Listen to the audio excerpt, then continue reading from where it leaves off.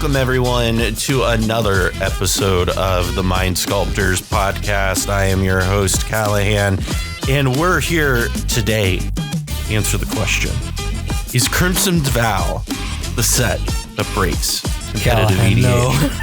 Joining me, No, stop, no. Joining me today from the great state of New York is my good friend Scotty, otherwise known as Scoots. How you doing today? I'm good, thanks. How are you? Good. I had a Dr. Pepper specifically because we were going to be recording together, and then we were all talking about the cards and stuff before the show that I drank the whole Dr. Pepper before the show. So unfortunately, I'm Dr. Pepperless at this point, but we persevere. Best soda, for sure. Yeah. Also joining me today up there from Quebec. Is that correct? That's right. Yeah. Right? All right. Is my good friend Pongo. It's been a minute since you've been back on the podcast. We've been doing some other stuff, and Pongo's back. It's good to be back. So I hope you didn't miss me too good much. to have you back. I missed you so much. I'm sure it's not like I don't you. see you see you. I don't play Magic against you every Sunday or anything, but that's a great idea. We should definitely do that. We should Scotty, definitely you should join us. You really should. Okay. So before we get into everything, I do want to share a story with everybody about a wild experience that I have, and I feel like both of you will appreciate this, given that the world has been so with the advent of COVID-19. There has been this new form of delivery, of contactless delivery, right? Come up, you knock on your door, you sit it down, you walk, you kind of back off. You don't exchange it hand to hand, right? So yesterday we ordered pizza from Pizza Hut. And there's your first mistake. Yeah. Well, actually, I don't know that I totally agree with that. I deeply enjoy a classic pan pizza from I used to think Pizza Hut extra cheese was quite good, but then I turned 8. And oh no. And it just hasn't been the same. You know what? I don't think it's like great, but one of the issues I have here is like in Lincoln, a lot of the local pizza places I don't really care for. And when I lived back in Ohio, I had like 10 different local places that I used to go to, and I just cycle through them. And here it's just like, all right, do you want Papa John's, or do you want Pizza Hut, or do you want Domino's? And so I kind of end up getting Pizza Hut a lot and are close by. Anyhow, so we ordered Pizza Hut. But yeah, this. And it's supposed to be here in like 20, 30 minutes. We're sitting there. Okay. And we're just like watching TV together in our living room. And it's been like an hour and a half and like no pizza. We haven't heard anything. Door hasn't been rung. Nothing. So we call them and they're like, oh, well, the driver said that you did contactless delivery. So he put it on your porch. First of all, we live in an apartment building, so we don't really have a porch. So you like it's not like numbered outside, right? So you can't really tell. He didn't knock on the like window or anything to tell us he put it there. So we go outside, we find it. It's there. But the like stray cats that are outside got into our pizza. Specifically my pizza. Because Cassidy got like a Hawaiian pizza, and I'm pretty vanilla. I just got like a pepperoni and cheese pizza. Sure. But they got into my pizza. And when I say they got into it, I mean like half the pizza was gone. I mean, cats can have a little pepperoni as a treat. Yeah. Evidently. So it had been out there for like, I guess 20, 30 minutes or so, like long enough for cats to like get into it and like go to town. So I call them. And I tell them, and they're like, well, you selected contactless delivery. And I just wanted, I'm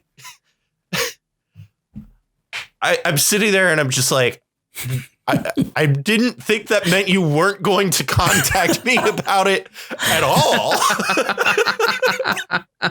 I thought you'd contact me. This was not like confirmation can you ring list. the doorbell? This was contactless.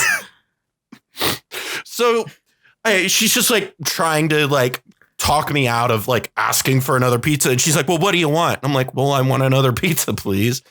So she sends it out. This time I open the blind so I can see the guy. And the guy does the exact same thing. And I didn't open the blinds like enough so you could like see in. He does the exact same thing, just walks up, puts it down, and then walks away, didn't knock, didn't ring our doorbell, anything. And we were just watching, so we knew it was there. But that is your lesson, folks. Don't use It's like literally one step away from him just like getting out of his car, frisbeeing. Throwing it like a frisbee. Frisbeeing the pizza box. Like, yeah, basically. I and this is the thing, like this will reveal a lot about who I am as a person. But I mean, we like eat at this Pizza Hut like maybe like 1 to 2 times a week. Like we get pizza fairly regularly. And I've never had this issue.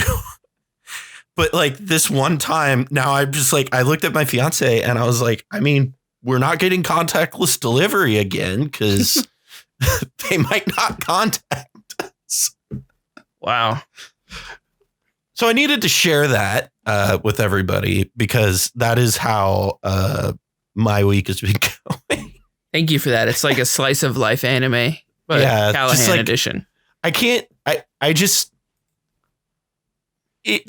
every time I think about it, it leaves me just a little bit more flabbergasted about how dumb it is. I'm just like waiting for the like seamless, brilliant segue into what we're that's doing. what I was about to say.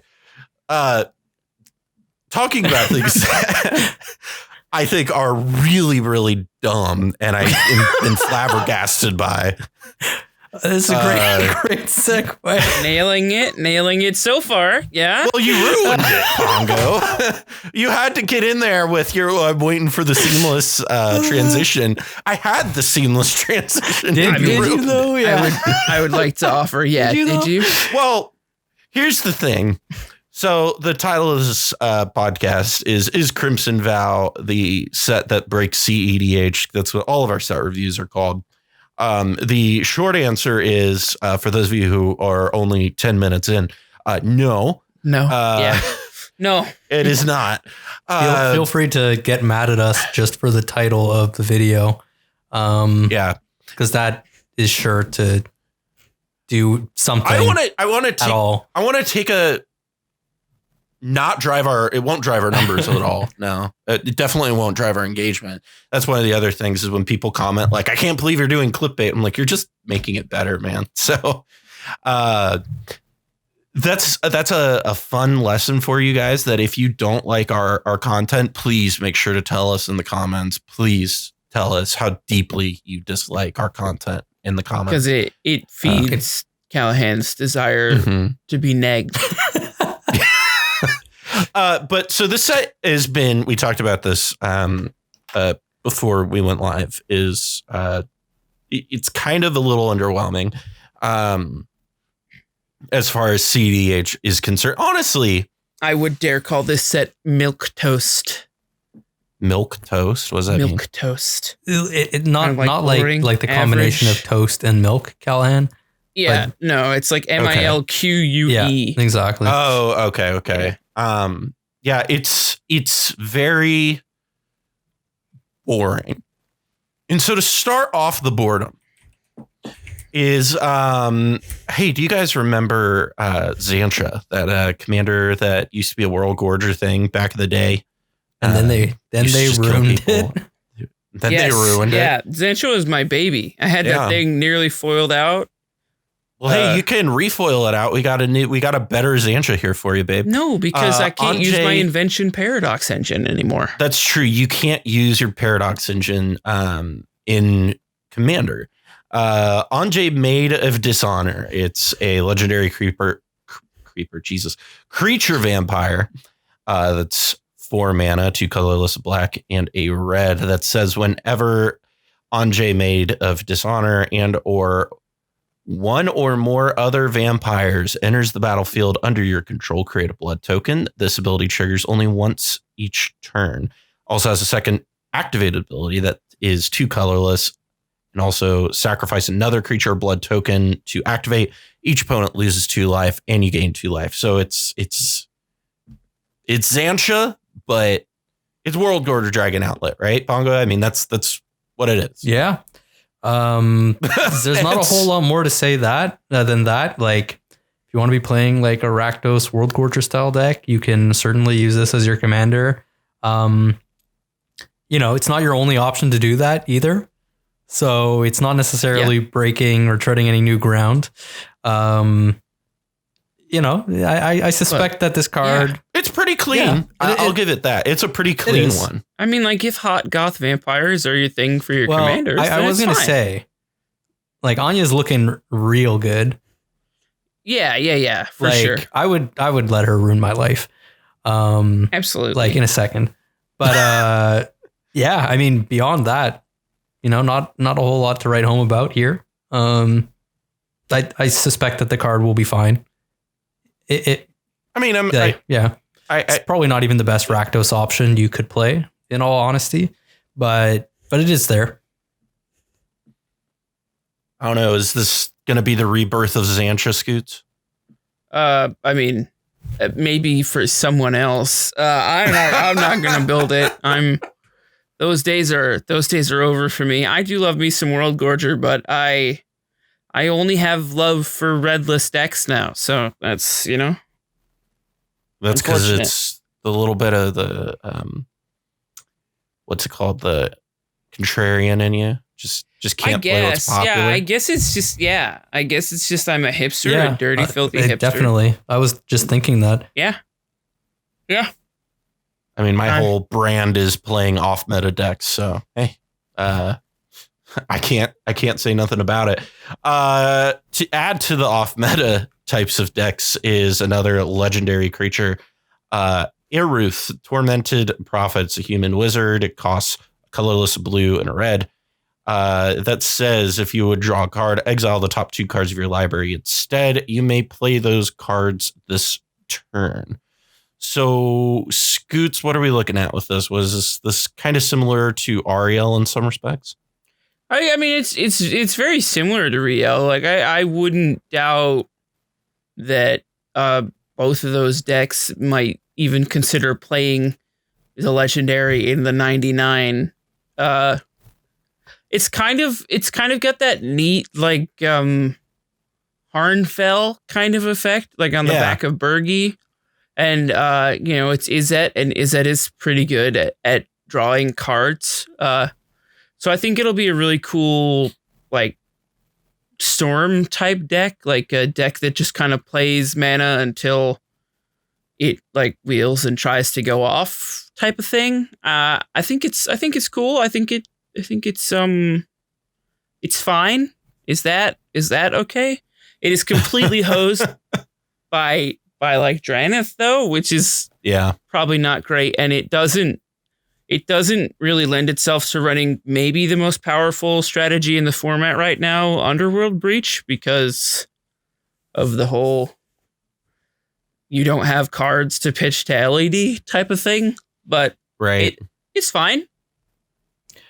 Yeah, I mean, you could still play Underworld Breach, but certainly there's some tension there. But it's not like you're not able to subsequently fill your graveyard. The cards that you exile, you eventually cast. And, if you're casting something like a Wheel of Fortune with this card, there's like a lot of potential, 14 card hands, so to speak, that will win you the game in these colors. I do think this is probably going to be a deceptively powerful commander, held back by, certain factors, like I think blue-red does have a few like weaknesses, especially now that we're finding ourselves in sort of a more stacks rule of law heavy metagame. You can often find yourself in a position where it's tough to have the right tools at the right time to deal with those issues. And Eruth like kind of forces you to have the answer. If you find the answer with her ability, you better use it right then and there, because if you don't, it's kind of just gone. which can make like timing things a little bit awkward. Additionally, you know, this is a commander that has a hard time, you know, getting under Draneth Magistrate or getting out from under. Exactly. Like, you know, you can't get this commander under Draneth Magistrate like you would want to do with a lot of 3-drop commanders because of like what Scoots was saying. You can't cast those cards from exile. So you're kind of screwed one way or the other if that card comes down. And it just so happens that people mulligan for that card because it's a good card. So I fully expect, you know, Eruth to do some really incredibly impressive, explosive things in some of your games, but then be kind of like miserable to play in other games. And especially, you know, once people see kind of just how nutty she can be, people will probably adjust their strategies accordingly. And yeah, you're going to be on the receiving end of those Draneth Magistrates fairly often. I just, the thing that I think that is really unfortunate with this card as a commander is if you play your commander and you don't have an answer to Draneth in hand, when like all your draws get exiled, even your first one, it's not. So you even just your draw for turn. You'll never try to do it. Well, like Draneth might as well be an omen machine against specifically this deck, right? Because you can't draw cards off of it.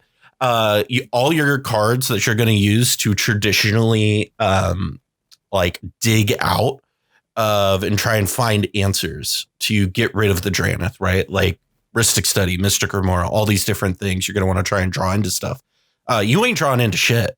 You have to get a 2-hand tutor to get out from this.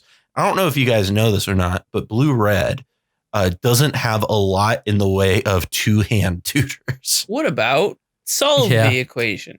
Solve the equation gets there, but I mean, that's one card. Yeah, exactly. You know, and so I think that might be when I look at this card, if I'm trying to brew it. Yeah, like I think your point, Bongo, is I think this will be incredibly explosive, and I think the people who will play this deck are going to play it a bunch of times, play it against Draneth once, and then take the deck apart. It feels like it's a deck that will probably be very explosive at like a tournament where people aren't necessarily running Draneth Magistrates and teching against a certain metagame. But it does feel like a deck that if you try to play it against your normal play group over and over again, eventually someone in white is just going to mull for Secret Commander Draneth Magistrate. I think that's a good point, Scoots. I think that I would not be surprised to see this commander place or do reasonably well in an upcoming tournament after the card is released. But like play disproportionately poorly in more established play groups. Right. Well, and the thing that's wild about this too is it's really good to get into a lot of different commanders in the fact that I don't know if you've looked at the butt on this thing, but she's got a thick butt. Oh yeah, she's thick. It is a 2/4. So like, I mean, that blocks Tymna, that blocks Najeela, that blocks a lot of stuff in this format. Down with the 2/4s. Yeah. 3 mana, 2/4. Please don't suggest to the audience that they can be blocking Tymna. That's not cool. Also of note, this card plays pretty poorly with 2 really, really powerful blue cards, Mystic Remora and Rhystic Study, which is a bit of a bummer. Yeah, exiling your dockside and never being able to cast it again is pretty bad. But, you know, draw 14 off Wheel of Fortune seems pretty good.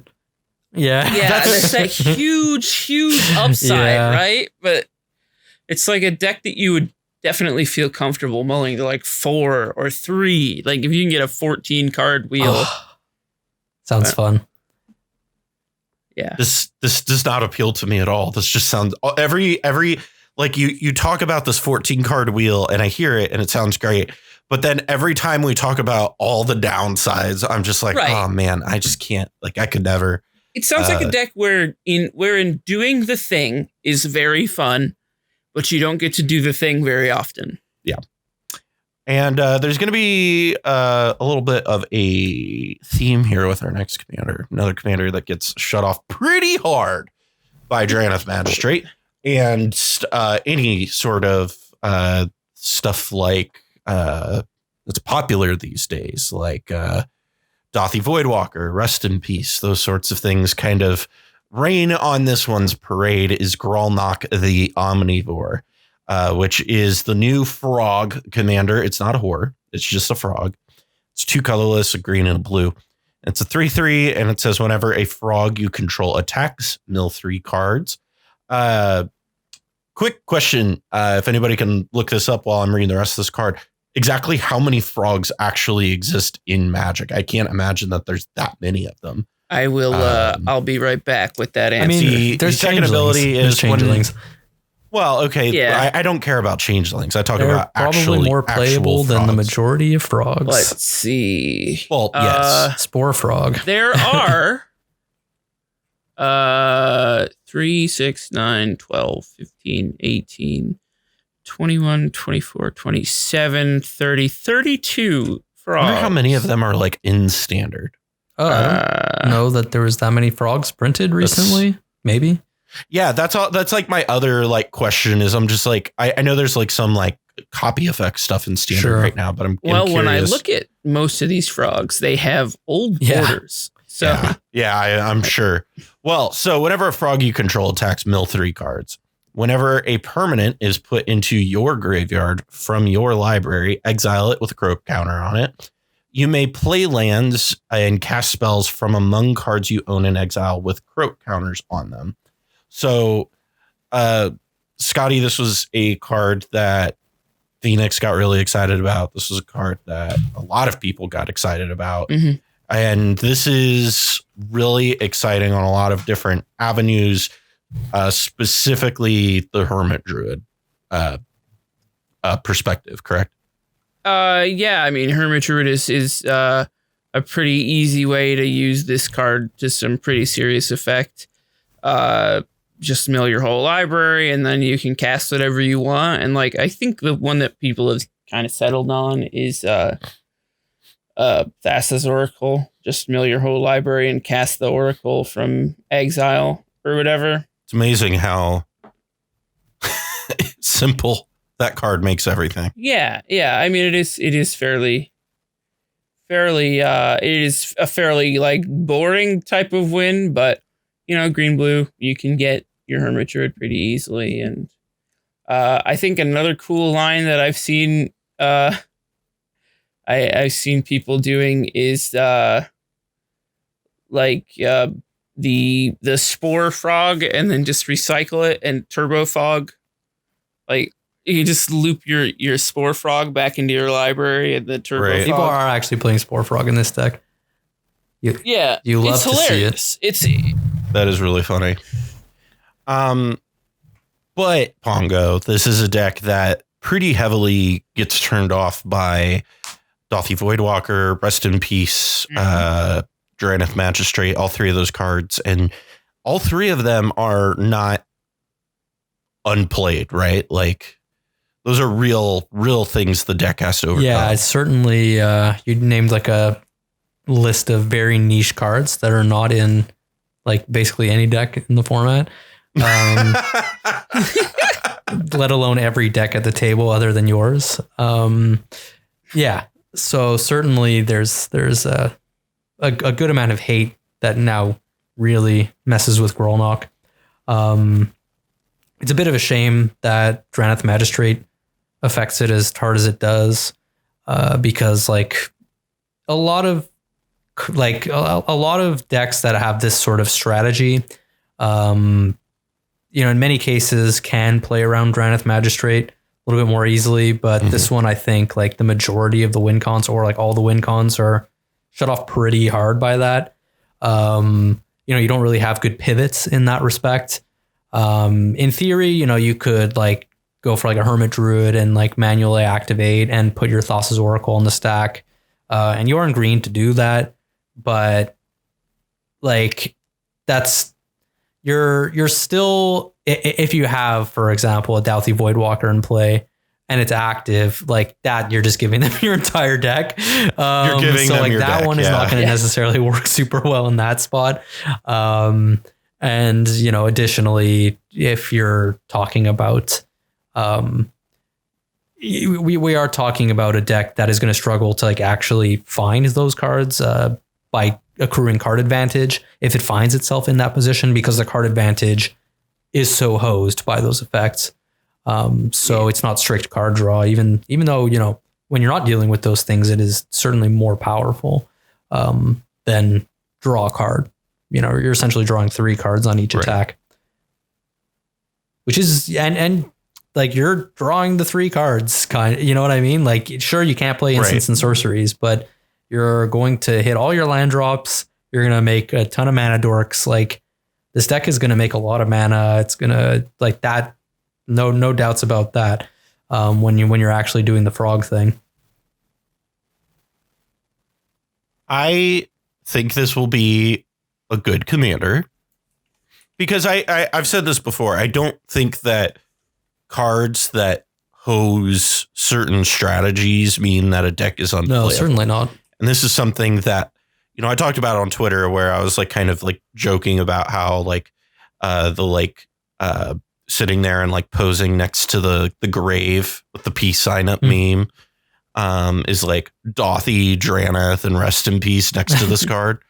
But in all seriousness, like, you can still play this and probably do really well. And honestly, between the 2 of these that get shut off by Drannith pretty hard, I think Grolnok is the one that gets out of it certainly the easiest. Yeah, because you have your draw for the turn. It draws out at minimum. Yeah, like you just don't like. That's the thing about that about Eruth that just blows my mind, is it's not, other than the first year, you just, if a Drannith comes down, you're just SOL. There's like nothing you could really do about it unless you have the answer in your hand. I agree with the sentiment that this will be a pretty good commander. I don't know that it's going to be like an absolutely busted commander or anything like that. But the card pool that it has access to, you know, I know very well. It's very good. Green and blue are good colors, despite what some people would have you believe. And, you know, who are they? Yeah. Where do I find the value proposition is there, and, you know, you have access to 1 card win conditions. You know, I've talked about this at length. Like, these are all things I'm looking for in a commander, and it kind of checks all the boxes. Right. And it answers the question of which is better at long last, rapid hybridization or Pongify. I am glad to be on the right side of history with Pongify being the better card. Because, you know, you can't just be handing out frogs to people anymore, right? Like, you don't want to give people the frog lizard token. If they're playing Grolnok, that's true. That's just free value for them. On the other hand, if you're playing Grolnok, you should probably be playing Rapid Hybridization, because you never know when you just want to turn one of your mana dorks into a frog and draw an extra 3 cards, right? Absolutely. This is absurd. I hate all of this. On to the next card on our list is another commander. We're doing the legendary creatures we wanted to talk about first. If you haven't noticed yet in the comment section, is Donal, Herald of Wings. It is a mono blue commander that costs 2 colorless and 2 blue. It's a human wizard. 3/3 is its power and toughness. And it says, whenever you cast a non-legendary creature spell with flying, you may copy it, except the copy is a 1/1 spirit in addition to its other types. Do this only once each turn. So we could do, there's some infinite mana stuff that you could do here in Pongo, right? Like, you do Palancron nonsense, Cloud of Fairies, what's all that's going on with it? Yeah, absolutely. And the most important part of this card that I just want to get out of the way right out of the gate is that this is Dolan. Absolutely. It's Dolan. Yeah. Like, don't call this card Donal, it's Dolan. So this is a pretty cool card, I would say. Mono blue is decent. The ability is neat. It's not really something that we've necessarily seen before. And like you said, there are some infinite mana combos here to be had. And they're actually like relatively findable, all things considered. Artifacts are pretty easy to tutor for, which is nice in mono blue. And then, you know, like, you have a couple of ways to tutor for Cloud of Fairies, that sort of thing. So, I don't think that this is going to be an amazing deck. I kind of see this as probably being a little bit like under something like an Orvar, but sort of like similar to that deck in the sense that you'll probably get some people who are like sort of like devotees to the deck. Yeah, and it's very fringe. Yeah. But it does do like a cool, unique thing. And like there are some potential synergies that are reasonably powerful to exploit there in terms of just generating value. But I don't think that it does anything quite on the same level as even like an Orvar does for your sort of like more niche engine oriented mono blue deck. Yeah. It's interesting. One thing that I think is worth pointing out is Donal. Whatever. The effect is you copy the spell on cast. Right. So there puts 2 copies of the spell on the stack, which is pretty wild. Not going to lie. Yeah. Only once each turn though, which is a bit, we could probably talk about this at length. This is text that has really just exploded in terms of how common it is on cards in this set. Yeah. We saw a little bit of it previously, and this set has taken it to like a new extreme where it feels like on like great cards that would be like very good. Just like it feels like every other card says like do this only once each turn, and like that was like not unprecedented before, but certainly felt like relatively rare. And like it felt like you only probably saw that in commander products more so than in like standard sets. And now we're kind of seeing it everywhere. Mm-hmm. And I don't know, it's taking a little bit of the wind out of my sails. Not to make a pun to do anything with flying or anything like that. But like, yeah, seeing it on this card is a bit of a shame. Yeah. I do think that I imagine there's something that like flickers it or bounces it, I imagine, in a deck like this that lets you go off with this, right? So the way is you'd bounce it with Cloudstone Curio or like some other way. Reset the effect and then once you're doing the thing, it's fine. It's more from like everything leading up to you doing that thing. Yeah. It feels like artificially limiting, and it doesn't feel like this effect is so powerful or so easily broken that it like needed to have that text necessarily. Yeah, that's the especially in mono blue. Yeah, this could have been a sweet band commander. Like, why is this not green, white, blue? Because we don't need more Holland. Well, but it's more like the bird tribal type stuff. Feels like there's like so much more, like you can do a lot more stuff with like birds in that color combination. Here we're mostly talking about like spirits, and obviously blue has like its fair share of birds, but like, I don't know. It just feels like you end up being able to do so much more stuff if this commander has more colors, 1, and 2, it, like Bant needs more interesting commanders, like especially for casual play. It just like needs something that's not Hullen. It needs something that's not Derevi. It just needs more options. Yeah, I don't know. Really good point. Next commander, God, I don't like this card. Toxrill, the Corrosive. It's a 7-mana slug horror. It's a 7/7. That says at the beginning of each end step, put a slime counter on each creature you don't control. Creatures you don't control get -1/-1 for each slime counter on them. Whenever a creature you don't control with a slime counter on it dies, create a 1/1 black slug creature token. And then it also has an activated ability that's blue-black, sacrifice a slug, draw a card. It's fine. It's good. I get why people are excited about this. I just look at this and I go, this isn't better than Kells as a blue-black Scepter Outlet deck, in my opinion, because you have to be able to produce not only, because with Kells, you only have to produce one of blue either or black. Right. This you have to be able to make both, which is just so much harder. And also you can't get incremental value off of things like Bitter Blossom with this. So this is 7 mana Scoots. It will, I'm sure somebody's going to make a deck with this as the commander, as a Scepter Outlet, it'll be a fine blue-black Scepter deck. Yeah, I've already played against 1 or 2 people trying it, so. It feels fine. Like, it doesn't feel great, but I mean, it's fine.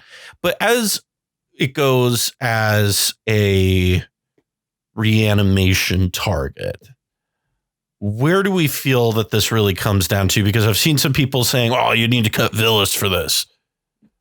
Yeah, that's preposterous.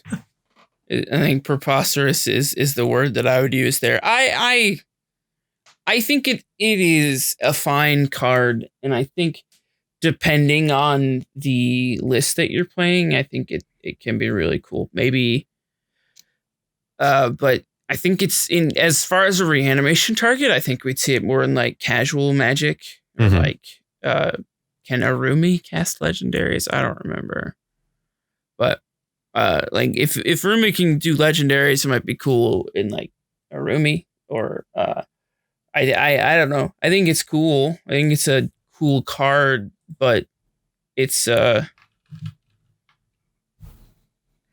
play Reanimator primarily, and I'm not taking out any of my targets for it, if that is any indication of how medium I feel about this card.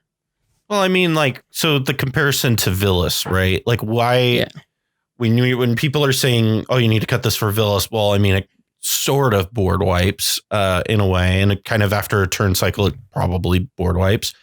But like the advantage of Villas isn't the board wipe thing, right? And it's the ability, it's the 8 mana. It's the 8 when cards you reanimate it. Villas is a really cool effect, and even more so when you do it off like reanimate or the death side of life death. And I think Toxrill is cool and will provide like incremental value. And if that's what makes you happy, go ahead and do it. But I think you're intentionally playing suboptimally. If you Villas also lets you like strategically remove things and like lets you do it when you want to do it on your terms, as opposed to like, this random end step, like the Eidolon of Rhetoric is now gone, leading into one of my opponents' turn. Like, I was about to say Archon of Emeria, same idea. Like, The other thing is that we touched on this briefly like pre-podcast, and so I'll bring it up again. A lot of people look at this card and they evaluate it in terms of like its ceiling, which is a table with 1 or more Wynotas at it, and it's killing off like attackers that deny triggers or whatever. But I feel like the current evaluation, given that we are kind of in like a Staxier creature beats heavier meta right now, the current evaluation is kind of skewed towards hosing those kind of decks. But I really feel like it's another one of those cards that is getting hyped up because it can do that, and people are kind of not looking at the card as a whole type of thing. Like, I don't think people realize that it's like 7 mana and it only does it at end steps, and it has to survive to even put a single counter on something. And playing it in the 99, you can't use it as a Scepter Outlet. Right. Yeah. I agree with pretty much everything that's been said. I feel like some amount of the hype around this card probably came from the fact that like the spoiler season had been incredibly underwhelming leading up to this card being spoiled. And, you know, I said this like before we started recording this show, you know, this was very much a, like, they had us in the first half type of spoiler season, where like in the first half of the spoiler season, probably even more, like maybe up until like the last 3 days of the spoiler season, I was kind of like, a big yawn fest. There's nothing. And then it was only like in like the last 3 days where like they really started bringing some cards that were like pretty interesting. And we're going to get to these. Yeah. Don't you worry. But like, yeah, this was like one of the first cards I think that we saw that, sparked some interest and some discussion, and was like, a big splashy card with a powerful effect. But it just, it's slow as hell. It's fairly slow. But obviously, like Scoots was saying, the evaluation of this card is in the context of like, I have to do something sort of incremental because of what the board state is currently like. And this is good at that. Like, this will absolutely dominate the board, no doubt. But like it you have to compare it again to the alternative things that you could be doing. And so I do agree that Villas is probably stronger. Razaketh it's Razaketh. A lot of these Reanimator style decks, they are Consecrated Sphinx. Like, they're pretty grindy decks, and they're capable of just generating a shit ton of card advantage. To the point where like you can reasonably find yourself in a position where, you can answer the things you need to answer, and then just have all the tools and all the cards you need to win from that position. These are not decks that I would say struggle with like keeping up with other decks for the most part. They don't necessarily find themselves really like out of the game at any point. Especially if we're talking about like Thrasios and Tymna, like you kind of just have those two. That's like a really powerful game plan for keeping up with the Joneses, so to speak. Another thing I think that really brings down my evaluation of this card is another card we're going to talk about later. That is another potential reanimation target that for me feels like is way better. And like there's like a lot of decks that are reanimator decks that could play this and that other card that we're going to talk about, not to spoil things too much. Yeah. And I just feel like that other card contributes so much more. He's talking about Hullbreaker Horror. We're just going to get to it. Put it on Front Street. Yeah. I think the thing with Toxrill, it has like one very, very cool kind of niche interaction in that you can neoform Tasigur into it. Right. And I think Tasigur players, congrats. There's your neoformable board wipe or whatever. You can also neoform into the other one too. Yeah. And like you can just start bouncing things. Yeah. Like, I don't know. Yeah. It felt very invalidated within its own set. You know what I mean? Like if Hullbreaker wasn't in, I keep wanting to call it Hullbreacher, but I'm catching myself. But if Hullbreaker wasn't in the set, I'd be like, yeah, it's great. It's perfect. You neoform into it. That's really good. But you've got, in my opinion, a better neoform target in the same set. But congrats to Sinestra and the 4 Tasigur players that play that. But is this honestly better than Coma is the real question. You know what? We're just going to move on to Thalia, Guardian of Thraben. Wait, what? Yeah, I'm throwing this one in here right now because I want to talk about the fact that I'm incredibly upset that we did not get a new Thalia in the set. I think that is actually, I understand that not everything, like they need it for like, they wanted it for Pioneer, they wanted it for Historic, they wanted it for those formats to be legal in it. I'm still really upset about it. They like teased us too. With Marrow's the whole like like that we were gonna like it, like, and it ended up being Audric, and it was bad. Audric, it was so bad, so bad. I don't like to say things are bad, but like that card infuriated me with its design. That card is, it's very bad. Yeah, and I was like, really, because like in the lore she like fuses with Geist of Saint Traft, and I was like, we're getting a blue-white Thalia, it's gonna be so cool, and then it's a reprint. The art's cool, at least. Yeah, and that does make it the card with the most individual artworks, the legendary with the most unique printings. It has some really awesome art for it. Definitely. I think the what is it, the International Women's Day Secret Lair. Yeah, it was one of them. It's really, really cool. I mean, Thalia is just one of the best cards in the game. Like, Yeah, it's just really like from a design perspective, like along so many axes, it's like what a good card. You know what I mean? It makes Death and Taxes in historic like actually a viable strategy, which is pretty it's exciting. Definitely a shake up Pioneer. Yeah. Sure. What a an unassuming card.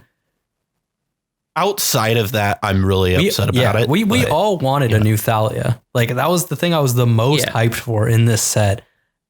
So I'm like right there with you, Callahan. This was like, for me, when I saw the reprint of Thalia, I was like, laugh my freaking ass off. Like, I was pissed. Yeah.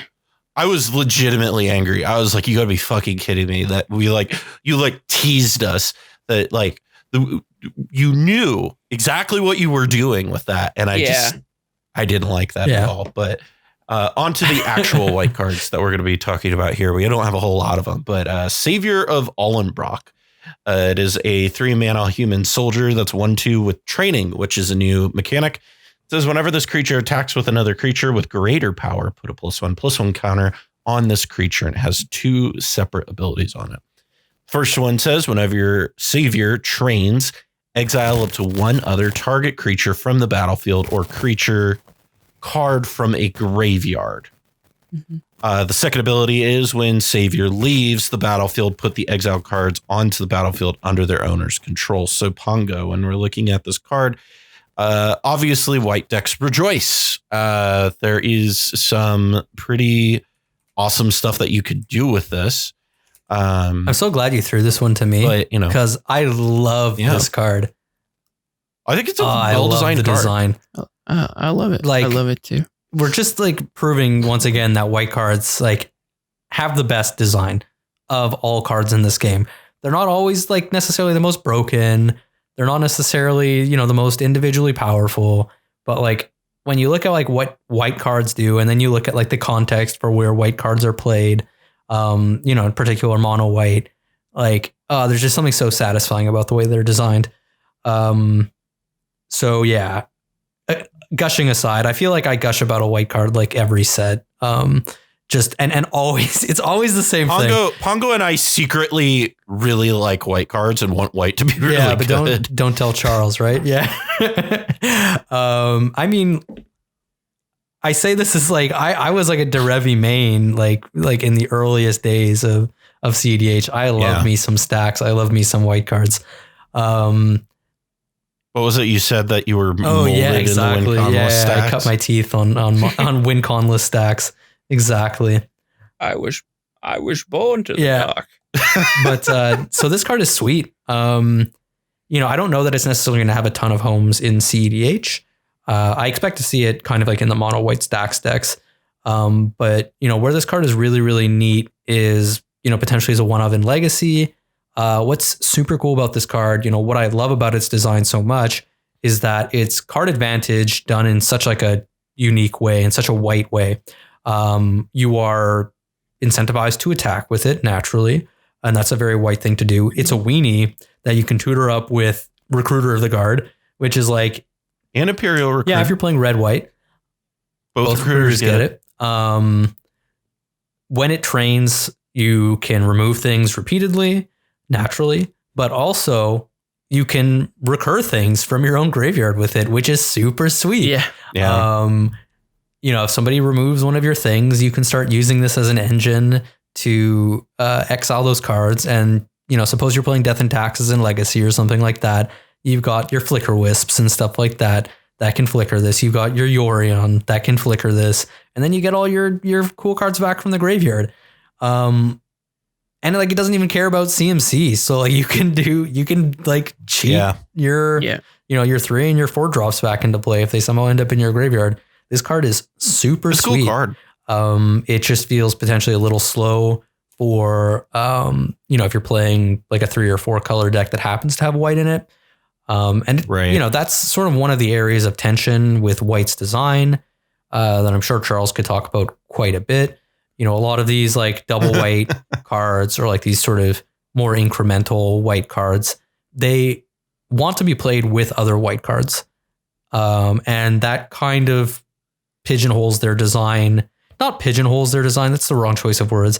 It incentivizes playing more white cards, and in such a way that, most decks that are playing other colors are not going to want to be committed to that game plan.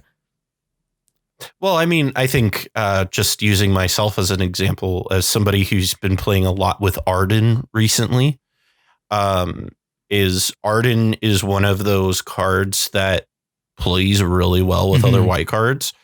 And even in Arden Crom, I mean, here's the color split down.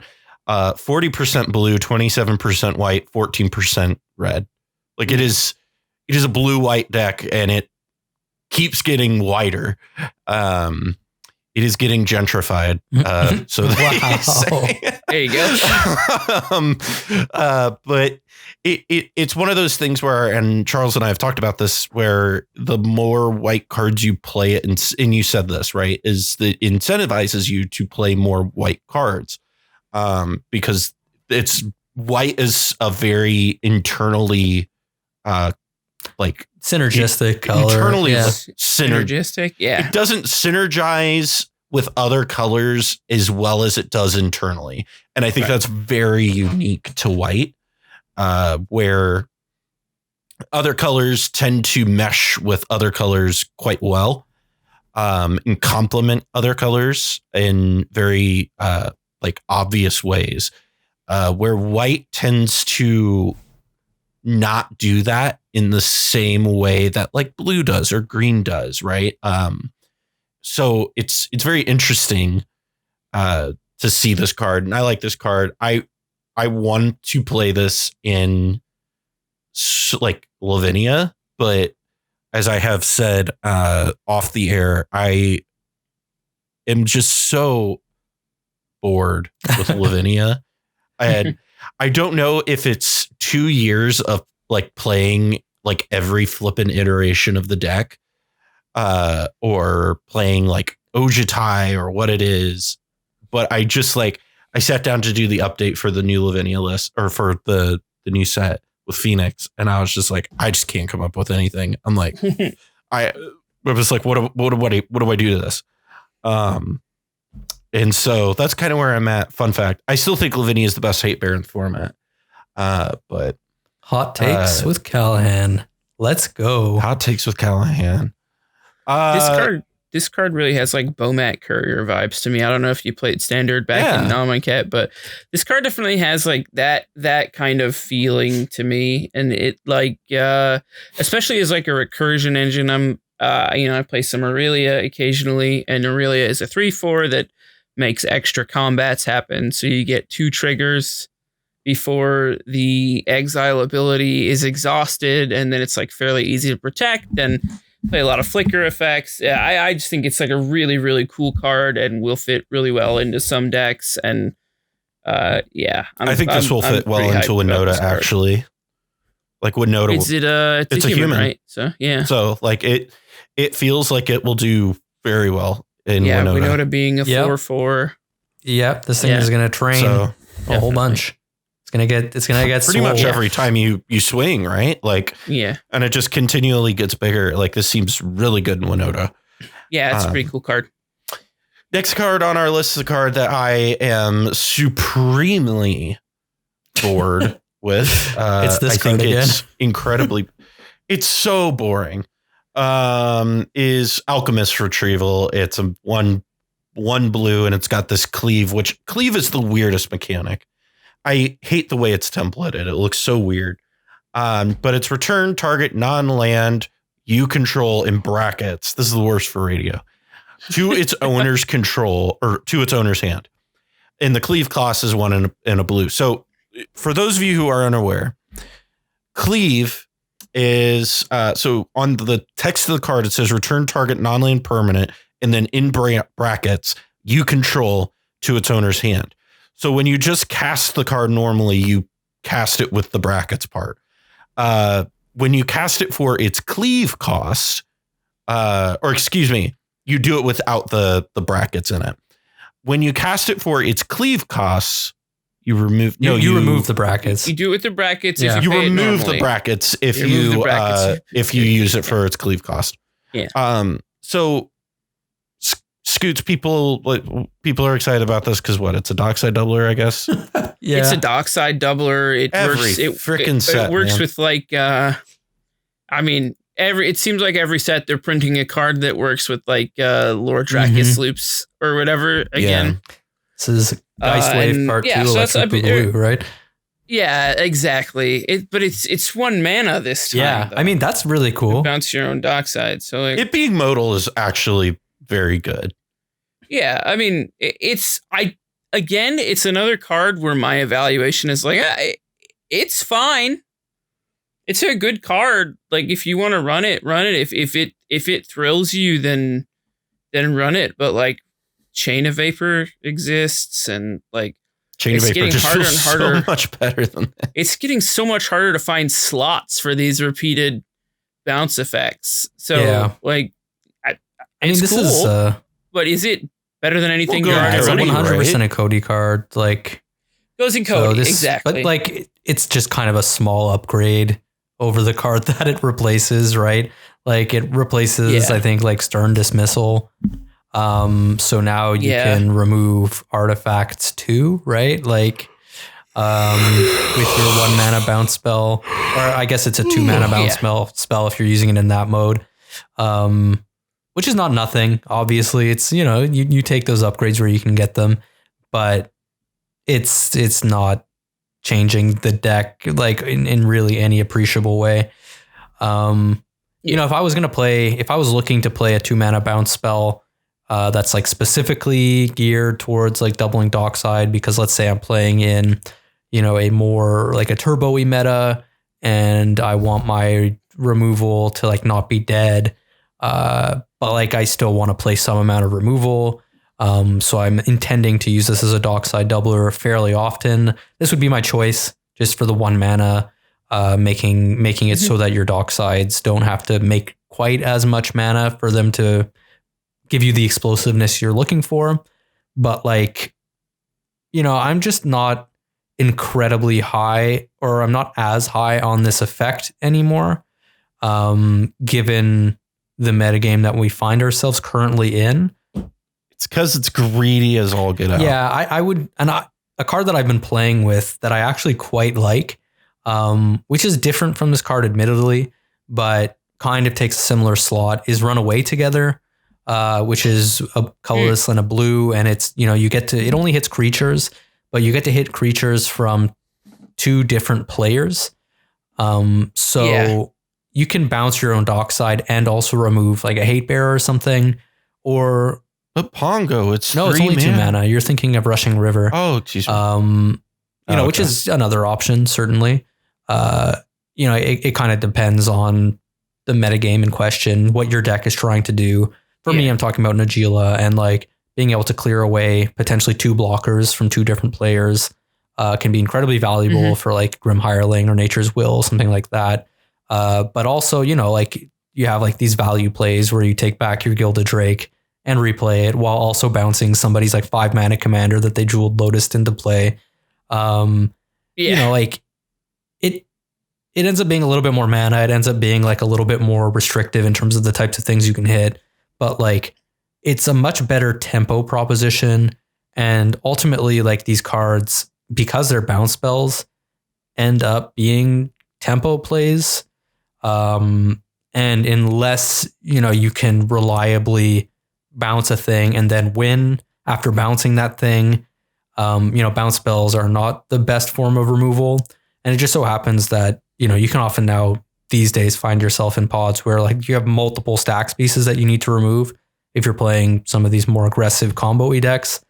And just like bouncing one thing is frequently insufficient, and like, especially because it's temporary.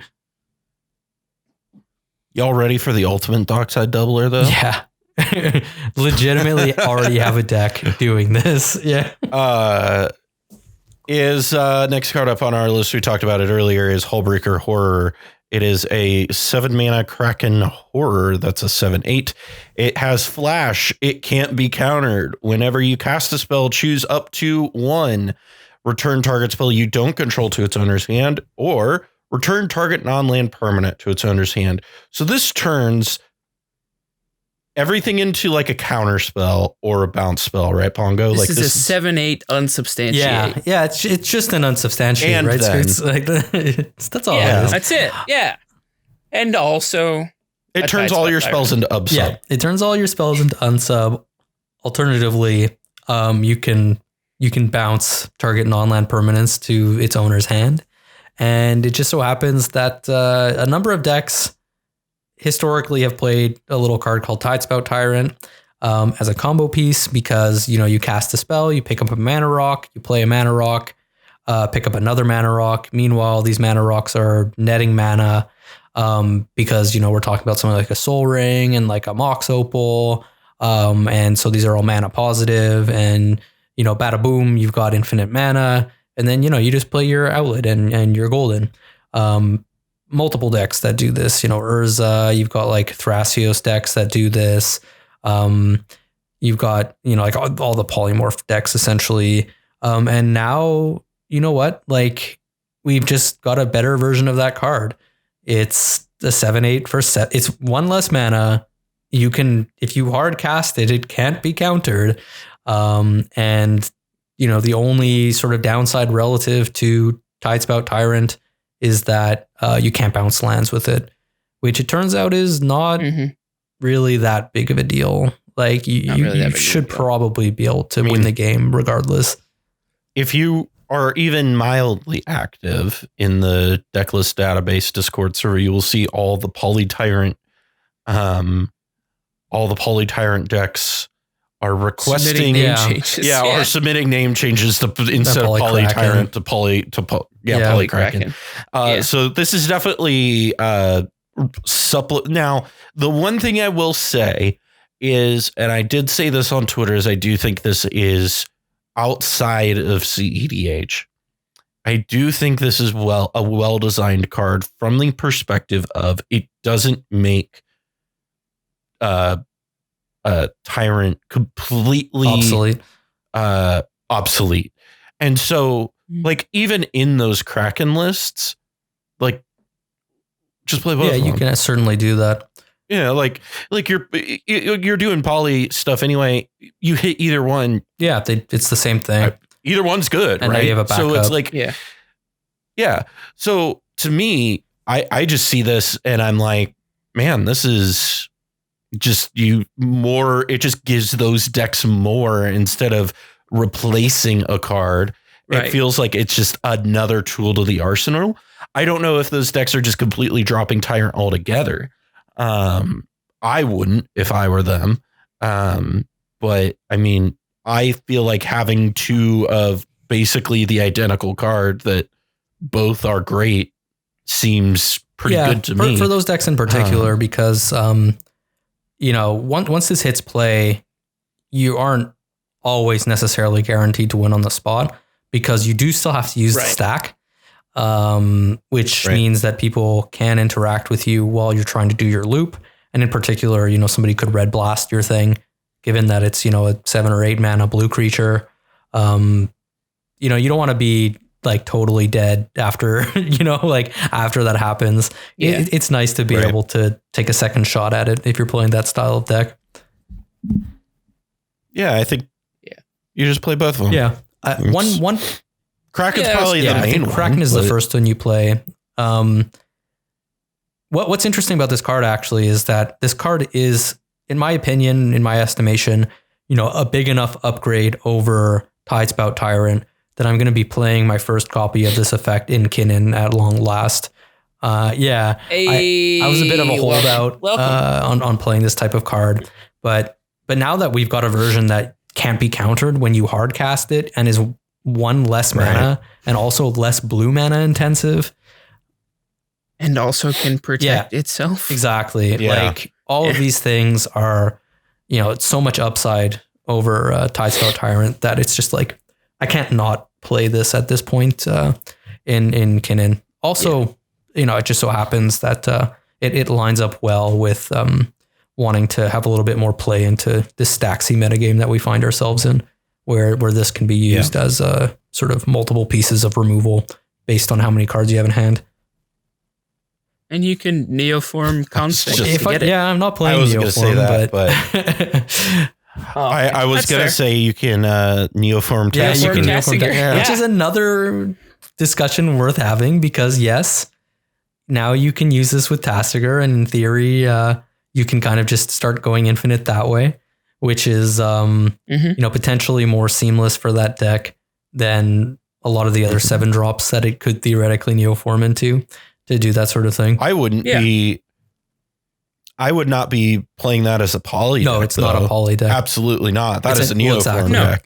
And that's why that's the type of deck that's not going to be playing Hullbreaker and Tidespout, right? Is kind of the point I'm making. Right.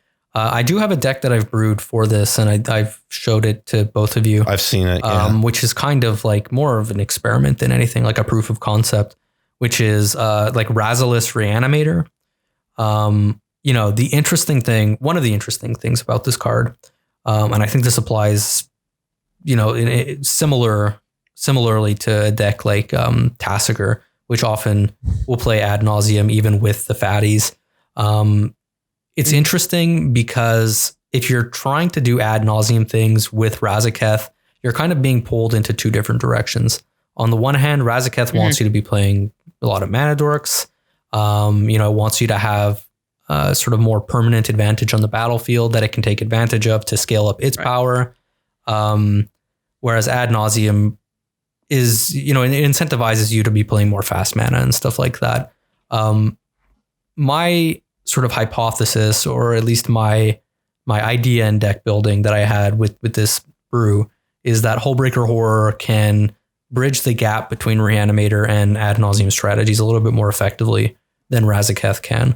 And so if you're playing an outlet commander, you can be doing the sort of fast ad nauseum stuff and still have, some reanimation technology in your deck, which gives you game into stacks that you might not have had if you were just playing pure ad naus. So I do think that if this archetype has legs, it's definitely at least in Grixis colors at minimum. And in addition, it's also going to be in green at minimum, just because you need the infinite mana outlets. So Thrasios, Vile Smasher, or Kenrith are kind of like the two big, I would say, directions to take this deck. And I do think that this is probably a deck. You have like a reasonable amount of synergy between, the Underworld Breach stuff, your Entomb and your Unmarked Grave, being able to serve as tutors for that package, because they don't say creatures, they just say non-legendary cards. Entomb doesn't even say that, it just says a card. Right. Goblin Welder. You can do that stuff. But in addition, you can just reanimate Docksides. You can loop Docksides with your reanimation spells. So yeah, if we've seen anything from like Corvold, for instance, it's that, you can use your reanimation spells, not even just to reanimate necessarily like fatties. You can use them kind of as value spells. And so that's a shell that offers that potential. And, you can also play World Gorger Dragon, because why not? Ugh, God damn. If you have to. I hate that card. So that's an interesting space to look at. Yeah, it looks pretty. Yeah, it's definitely cool. I actually, now that you mention it, the layering of like the Kraken and World Gorger lines, they have like similar ends, right? You're just making fast mana, you're making infinite mana to draw your deck. So if you have like Thrasios, they both kind of synergize in what they want to do. That's I don't even know that the World Gorger Dragon is necessary. Don't want to just it's just a thing you get could yourself. do if you like George. So what it does is it enables you to win faster with less onboard resources. So it gives you like an actually winning line for hands that are like Entomb Reanimate. That doesn't require you to have like a couple of mana rocks in your opening hand as well. Right. But yeah, Fascinating. Callahan's not a big fan. We've talked about this. I mean, I think it's a cool card. It's just like I think World Gorger Dragon is incredibly risky, especially as Containment Priest is about to become a uptick on the play here in the meta game. And I don't know that that's a strategy that I want to be on, especially when I feel like I have cleaner, the less what's it called? Less brittle reanimation targets, because I think that's my biggest concern with World Gorger Dragon is it's very all in. It's very all in. And somebody has the swords and you won well-timed swords and you go, well, I guess I lost the game. Because you just don't come back. You know what I always like to say though, Callahan? I don't know what that card does and I'm not playing around it.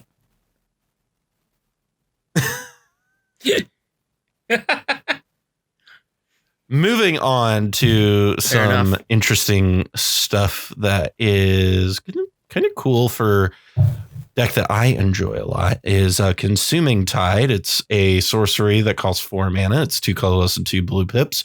Each player chooses a non-land permanent they control. Return all non-land permanents not chosen this way to their owner's hands. Then you draw a card for each opponent who has more cards in hand than you. So Scoots, this is going straight into Joyra, correct? I mean, if you are like desperate enough to play Joyra, then this card is pretty cool. Not the word I would use. Desperate.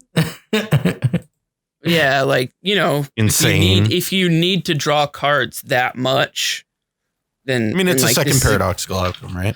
It basically ends up being a second paradoxical outcome, like we were saying before we started recording here. It's not a board wipe. It's not a defensive spell. You're not doing it to clear out problematic permanents. You are trying to draw cards and put your 0 mana rocks back in your hand, and like you select your Joyra as the permanent you keep. Right. And that's basically the point of the card. And for that, I mean, I think it's really cool. I really like I've always liked like upheaval and balance type effects. I think they're neat. And for that, I think it's kind of quite useful, but it has a pretty significant downside in that it's not something that you can use to like remove a specific hate piece that's locking you out of the game, because your opponent just decides, hey, I'll just keep my Archon of Emeria. I don't need these mana rocks and dorks or whatever. Right. So there is that, but I think it's a really cool card. Hongo, when we look at this, like, you know, you had kind of mentioned, Scotty, the similarity to Upheaval. I mean, do you think that this sees play in anything outside of Jessica?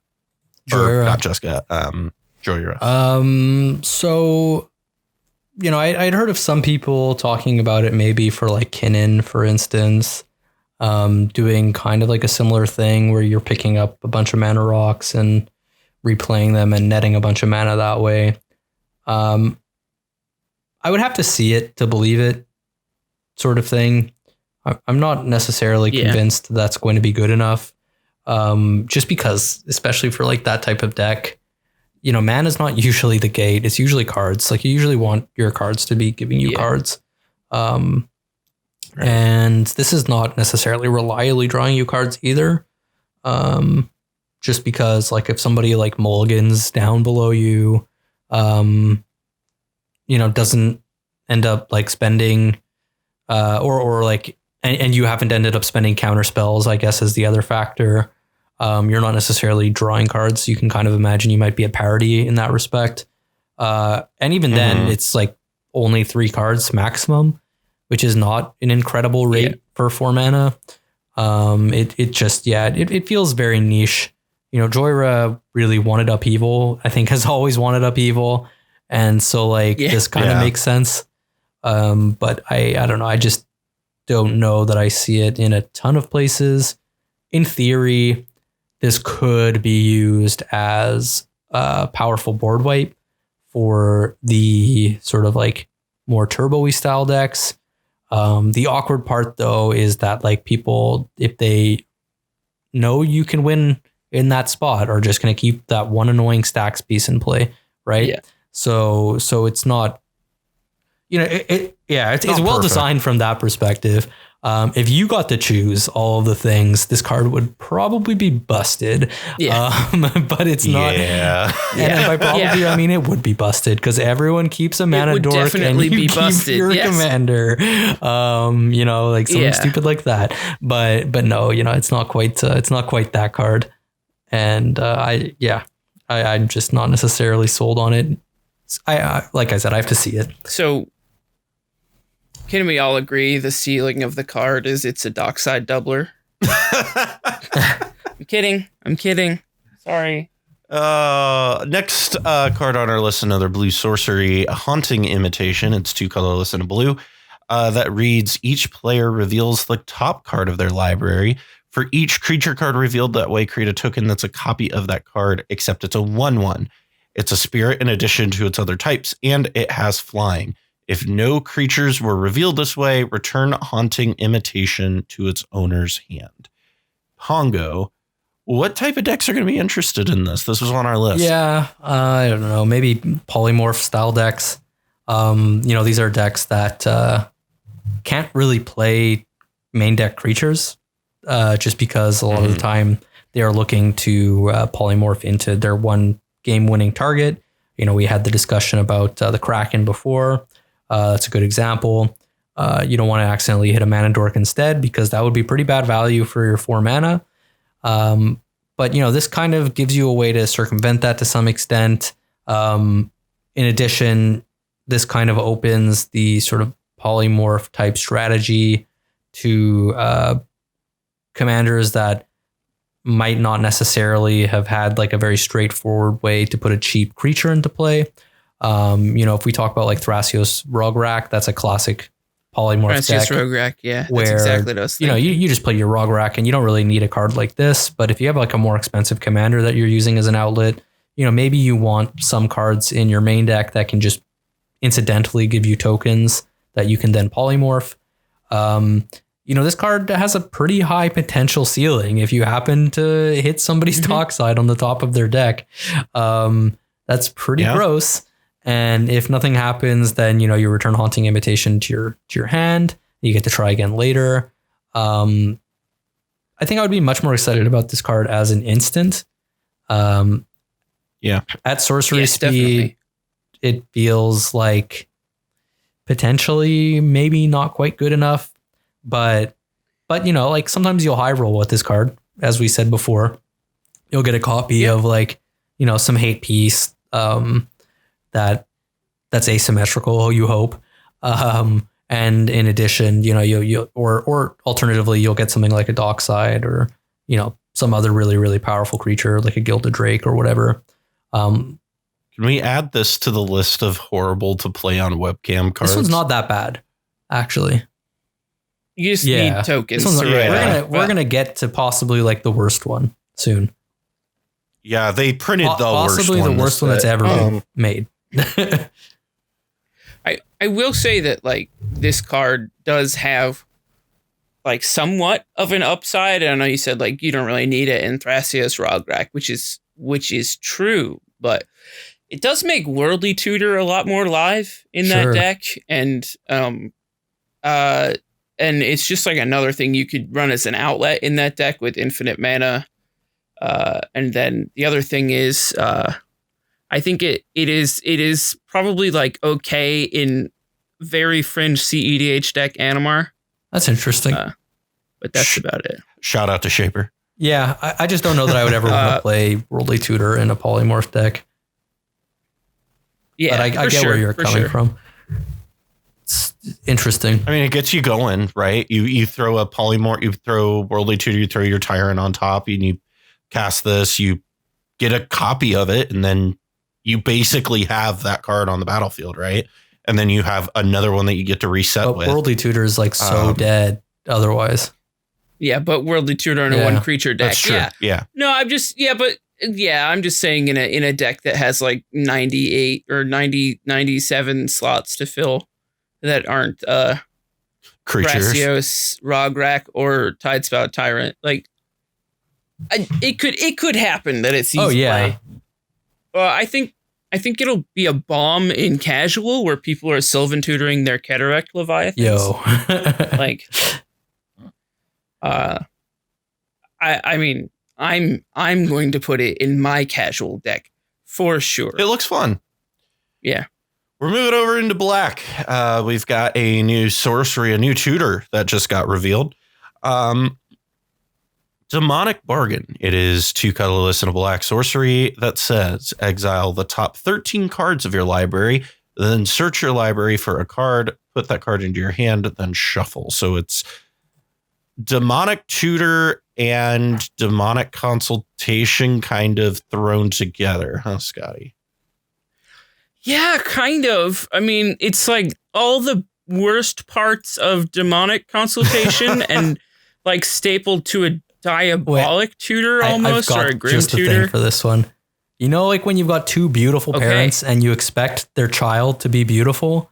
Yeah, you're using this metaphor. And he looks like a thumb.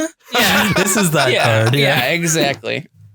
This is that card for sure. It's really, I mean, I love the templating of it. I think that is really cool, but I don't see any utility for it. The fact that it's the sorcery is like strike 1 against it, and the fact that it's 3 mana is strike 2, and then the fact that while you're tutoring for your food chain, you might just exile it off the top of your library is like strike 3. I mean, I think maybe this is a card that was squarely printed for like Standard and Pioneer. Yeah. Do you even play it in that? Well, I mean, when you're playing 4 ofs, it's a little bit less punishing. This is support for like. They don't play. They have access to Grim Tutor. They don't play Grim Tutor. That's fair. Yeah, it's fair, and that's significantly less punishing. Which one ate the ban? Was it Tainted Pact or Thassa's Oracle? Yeah, Thassa's Oracle. This is support for like a potential like combo deck that might exist in like a Standard or, maybe even Pioneer format.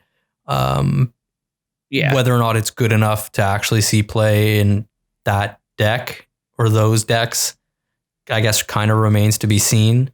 But like, it's cool to like see Wizards pushing the boundary a little bit, to see how they can support that archetype, without having it be dominant or overly dominant in any, lower power format. The fact that they're printing this, they just printed Tainted Pact earlier this year into a format that had Thassa's Oracle. Like they knew what they were doing with that. And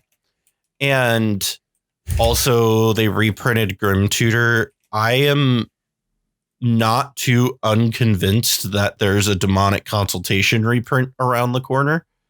And I am very concerned that will be in a format that can't support it.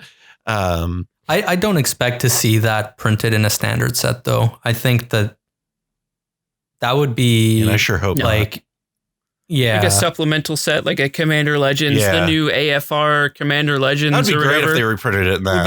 It'd be flavorful there. It'd be cool. They would have to preemptively ban it from Modern, most likely. Yeah, but that would break Modern in half. Holy hell. But I mean, like it just, and especially with like the card that's coming after this, it feels like, well, I guess that's less so, but even then it just feels like they're being more willing to go back into this design space for black with some of these Forbidden Tutor type cards that they went away from for a very long time. And that is something I was not entirely expecting to see from WotC, if I'm being completely honest. Yeah, I mean, just tutors in general are the kind of thing that we sort of thought they were moving away from because they don't like the amount of shuffling that it causes, like in Standard formats and stuff like that. That being said, with Arena, with cards kind of now being designed with Arena in mind, Magic Arena, I should say, It's design space that they might be more willing to return to, just because that's not really an issue when the computer shuffles your deck for you. Resolving Tainted Pact in Arena is an absolute nightmare. I need to just, but like an actual tutor that doesn't require any repetitive actions like this, like Demonic Tutor, for example, are much easier to resolve in the online client. I think probably we're not going to see tutors that are so powerful that people like start playing a ton of them, because they still kind of don't want that effect to be omnipresent in standard. And obviously like it just makes those decks too consistent. But like, printing some number of these effects is important for EDH, even more casual EDH. In theory, this is a card that could potentially be really powerful if we ever get, certain commanders that synergize more strongly with the Exile Zone, where, that downside becomes less of a downside. This is hilarious with Lelia for what it's worth. And, if we start seeing more designs like that, this is the type of card that could become like a bit of a role player and like more casual style decks, or, potentially if there's a commander that's powerful enough in terms of its synergy with the Exile Zone, maybe this card sees play in cEDH, but we're not there. Like, don't play this with Food Chain though. Don't play this with Food Chain. That's certainly not for 3 mana.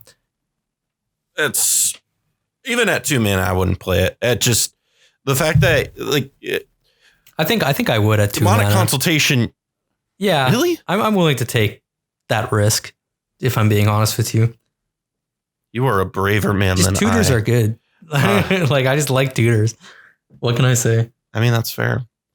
Well, we got another 2 mana spell coming up here. It's a 2 mana sorcery, and this is up for the award of worst card to play on webcam ever. And that is Predator's Hour. It's 1 colorless in a black sorcery that reads, there's a lot here. Until end of turn, creatures you control gain menace, and whenever this creature deals combat damage to a player, exile the top card of that player's library face down. You may look at and play that card for as long as it remains exiled. You may spend mana as though it were mana of any color to cast that spell. So it's, first of all, this is from the commander deck. So they're not putting this in the standard. Thank Christ. But could you imagine this in standard? Holy hell. Imagine this barf fest in standard. But this card here, first of all, it's incredible. This is a very good card. I imagine, Pongo, you're probably considering this in Nijiwa. They're killing me.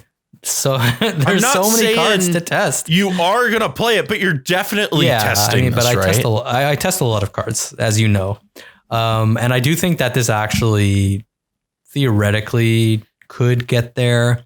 Of note, I'm going to request you don't play it. Yeah, that's so we've been talking about this card a lot in the Nijiwa Discord, and I kind of figured out a way that at least a proof of concept for how you would resolve this over webcam, and it's really not pretty.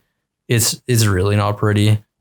No kidding. Like, what you do is like you have to like take turns with each of your opponents that you've connected with. You need to have them like block your 2 other opponents so that only you can see what they're doing. They need to look away and flip cards off the top of their library. Yeah, and flip the card. Then what they need, absolutely. Then you need to obviously take note of what that card is, and they need to flip it back around so that they can subsequently look back up at it, and then they need to put something on it to number it. Like, if it's like the first card of like 3 that you're going to exile from their library, they'll put like a 1 on it. And so then for example, that like the demonic tutor that they just showed you is number 1. So when you eventually want to get around to casting it, you don't just say like, oh, like flip over the 3 face down cards until you find the demonic tutor. You just say flip over number 1, right? And then If everything went correctly, that's the demonic tutor. I viciously hate and this. they can't touch them like after this happens unless like, you know, they made sure to put something on it that like is going to move with the card. It's not pretty. It's really a major pain in the ass. And then you have to like do that for each of your opponents if you've hit multiple opponents. Yeah, it's all the worst parts of resolving Praetor's Grasp and Mistra's Bauble. Yeah, if you want to do it in a way that actually kind of like replicates what the card is supposed to be doing. You know, with Praetor's Grasp, there's like actually no good way to do that. Unfortunately, it's kind of just like they have to know ultimately what the card is when they're not supposed to. Yeah. I just feel like in webcam, it's just gonna like if I'm playing with it, I'm just like, listen, man, everybody's gonna know what's going on right now. We're just gonna know. But then it's not real Predator hours, right? Like it's just. Yeah, but I mean, it's just like it's not my fault. It's Watsy's fault. Blame it on Mark Rosewater. I don't blame Mark Rosewater. I mean, it is. Yeah, but I mean, you have to figure the set design for this set was probably completed 4 years ago. Yeah. Some crazy timeline 2 years ago. And so that's pre spell table purchase by Watsy. You have to think that this kind of templating might leave eventually, given the spell table acquisition and their push towards like online magic in this not post COVID, but you know what I mean. This very this COVID world that we world. find ourselves. Yeah, this COVID trap world that we find ourselves in. Yeah. Unfortunately, it's not over. Yeah. It's not. Yeah, we're not post COVID. It's still happening, but like I guess I mean post the first we're outbreak in the new COVID normal. Yeah. That's a good word for it. New normal. But, that works. To return to this card, you know, what makes this card more interesting than some of the, I guess, like similar versions of this card that do currently exist? I think there's one like Driven to Despair that's like kind of similar, where it's like 1 and a green and your creatures gain trample. And then whenever they deal damage to an opponent, you get to draw a card. And then it has an aftermath side where it's kind of the same thing, but the creatures get menace and the opponent that gets dealt damage has to discard a card instead. You know, that's a reasonably powerful card on the face of it. But I think what pushes this card over that card is having the menace on the front side, which is like where you really, really want it. Because having my opponents discard cards, you know, while potentially powerful, is not really like the thing I want to be doing. I want to be netting cards more than anything so that I can kind of like push towards my win. So getting menace on the card advantage side is really, really valuable. Additionally, this card like can mess with your opponent's decks, which is like a small thing, but it's not totally insignificant. And then the other really cool part about it is that it like color strips. It lets you spend mana as though it was any color to cast spells, which is which can be really, really useful in an Aegil deck, because like a lot of the time those Sol Rings and like Mana Crypts are kind of just sitting there not doing a ton. So being able to like use those to cast like somebody's Demonic Tutor is pretty hot. Yeah. Is this better than Rite of Harmony? That's a good question. I don't know that it is. And I think I'm, because it feels like it's the same slot. Not necessarily. It kind of depends. And I'm going to be running both of these cards, at least for testing. I did manage to find it like another cut, which is just like. So what you're telling me is that on Sundays, I'm going to have to deal with this. Yeah, for a bit. Thank you. The biggest issue with this card is that it's a sorcery. What that means is that you don't get the benefit applied to newly created Najeela tokens. So what that means is that, you know, this can be like a draw 2 for 2 pretty early, which is fine. And like, I think that's a good enough floor that we can consider the card. But like, you're kind of really hoping to extend the game and have its value scale into the later game. I do like cards that have that modality. And that's why I'm playing Rite of Harmony. Rite of Harmony's sort of major upside over this is that it's an instant, and that it has flashback, which is another one. So Rite of Harmony is a Rite of Harmony. you put it on the stack when you have all of your Najeela triggers on the stack, and then you kind of just draw, early on in the game, 1 to 2 cards, which for 2 mana is fine. If you like get the nuts and you like draw into like a dockside, you play your dockside, draw another card, make a bunch of treasures, start like cantripping off of mana dorks, and like really dumb stuff can happen when that happens. You also get the benefit of doing that with like your land enchantments and stuff like that. The card has been pretty interesting. Right. Where does a card like Grenzo Havoc Razor factor into this discussion? The problem with Grenzo is that you have to use those cards like right away because it's like impulse draw. And Predator's Hours says that, you get to just use those cards for the rest of the game. So it's like essentially like card draw, which is pretty cool. Now, there is a very notable downside with this card, and that's Drannith Magistrate.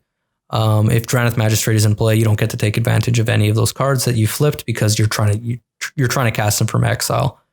And as we talked about before, Drannith Magistrate's a real factor in this format. But,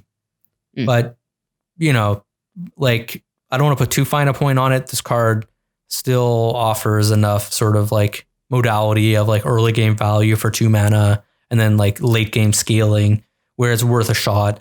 I like that you can play lands with it. You're not restricted to casting spells with it. There's a lot of really interesting stuff with this card. Menace means that even if you're using it early on, it can be used in such a way as to just kind of like let yourself start snowballing, like by netting those first couple of warrior tokens, which is like pretty useful all on its own. I think that I'm not necessarily sold on this card just at its surface, but it's a card that warrants testing. We'll put it that way.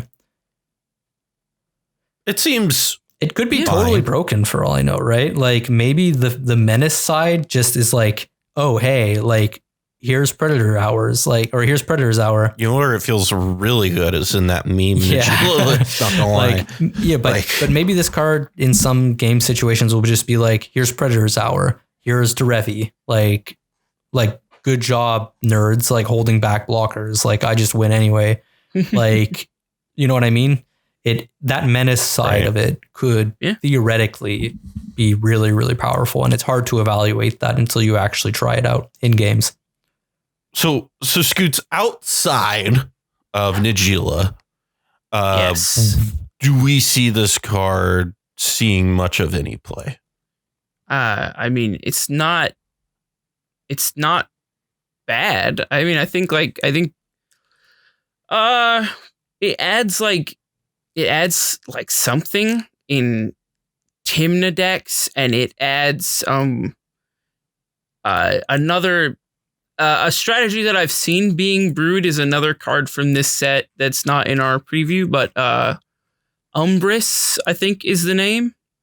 Fear Manifest. It gets +1/+1 for each card your opponents own in exile. And it's just a nightmare horror, and people are experimenting with that, and like it makes Umbris really big, I guess. So I mean I think it's a cool card. I think in decks that are making tokens or decks that are attacking with like a large volume of creatures, I think it's pretty cool.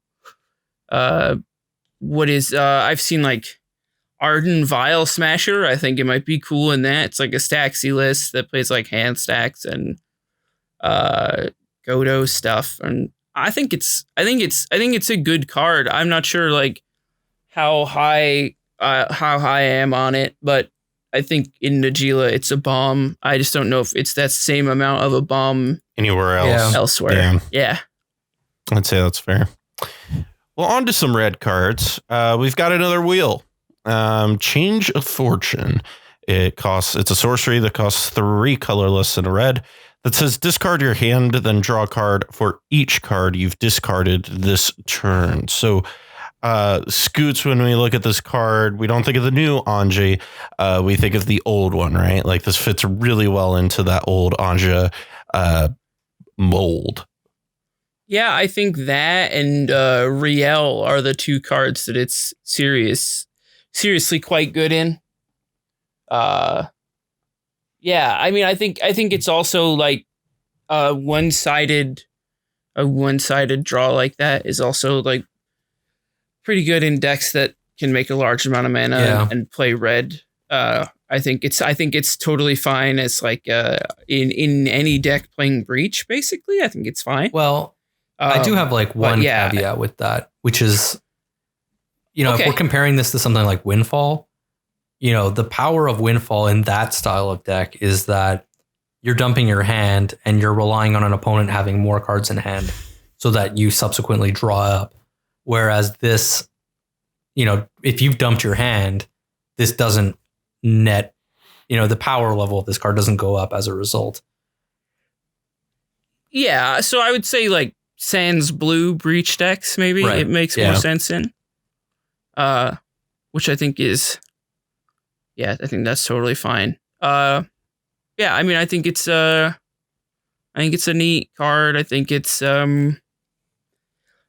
most of my evaluations on things so far are they're neat, but I do like I'm underwhelmed by this set, but the highlights of the set I do think are like pretty cool card design. Mm-hmm. And so I think if you're playing like Riel or maybe even the earlier discussed Eruth, Tormented Prophet and stuff like that, I think this is a cool card. But it's interesting. Definitely in like maybe like Tim Najeska, another Breach deck that wants to pitch a World Gorger Dragon, and then you get more cards. I think it's wild that deck is on World Gorger Dragon loops when it like just doesn't need to be. Well, I mean, it can do Auriok Salvagers too, but a lot of people layer them both. Yeah, I mean, Callahan, just because it's not your style of play doesn't mean that it's not somebody else's, right? It's not that it's not my style of play. I just think it's brutal as hell.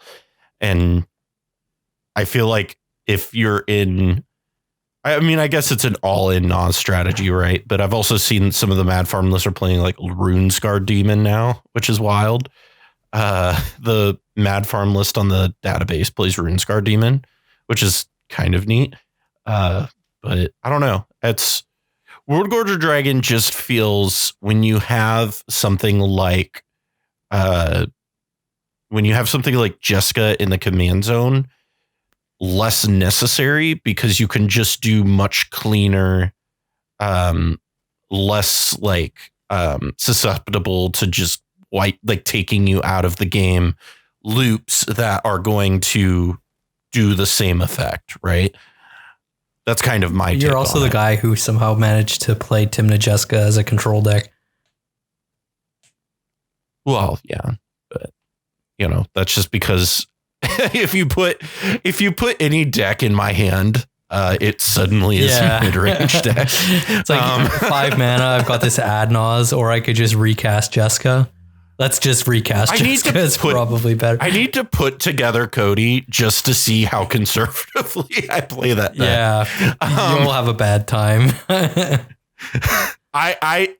It was very funny because I don't know, Scoots, if you weren't part of our team yet, but a year ago when I was really high on Mad Farm, specifically with Tim Najeska, and I was playing it on our streams and on our gameplay, and I played it like an absolute moron because I play it in the most mid-rangey, grindy, right, control-y way you can possibly play it. I gotcha. But this is an interesting card because the next card on our list actually does play into a little bit of what I would say is a mid-rangey, grindy deck that can also go fast. Is Reckless Impulse. It's a colorless and a red sorcery that says exile the top 2 cards of your library. Till the end of your next turn, you may play those cards. So, Pongo, this is going straight into Prosper, right? I mean, I'm not a Prosper pilot, but I'd have to expect that this is a strong consideration. Just putting things into exile and like getting a 1 mana refund every time you cast a card is pretty sweet. 2 mana draw 2 is fine. Like I said, that's kind of like the floor of a card for me. But then additionally here, what you're doing is you're getting additional value because of your commander. And it also helps that Prosper is kind of able to play more proactively. You know, it has a good amount of reactive spells, but like you can kind of just count on hitting more stuff that you're going to subsequently be able to play. You know, hitting counter spells off of this type of effect is often not what you want to be doing because you can't guarantee the value off of those cards. Or, you know, if you do intend on playing them, a lot of the time it has to be on a suboptimal target, something that you're kind of just countering because like, oh, well, I have this counter spell. So I might as well use it because it's going away. But, you know, I think that this is a pretty powerful card. I know that legacy players a good number of them are pretty excited about it.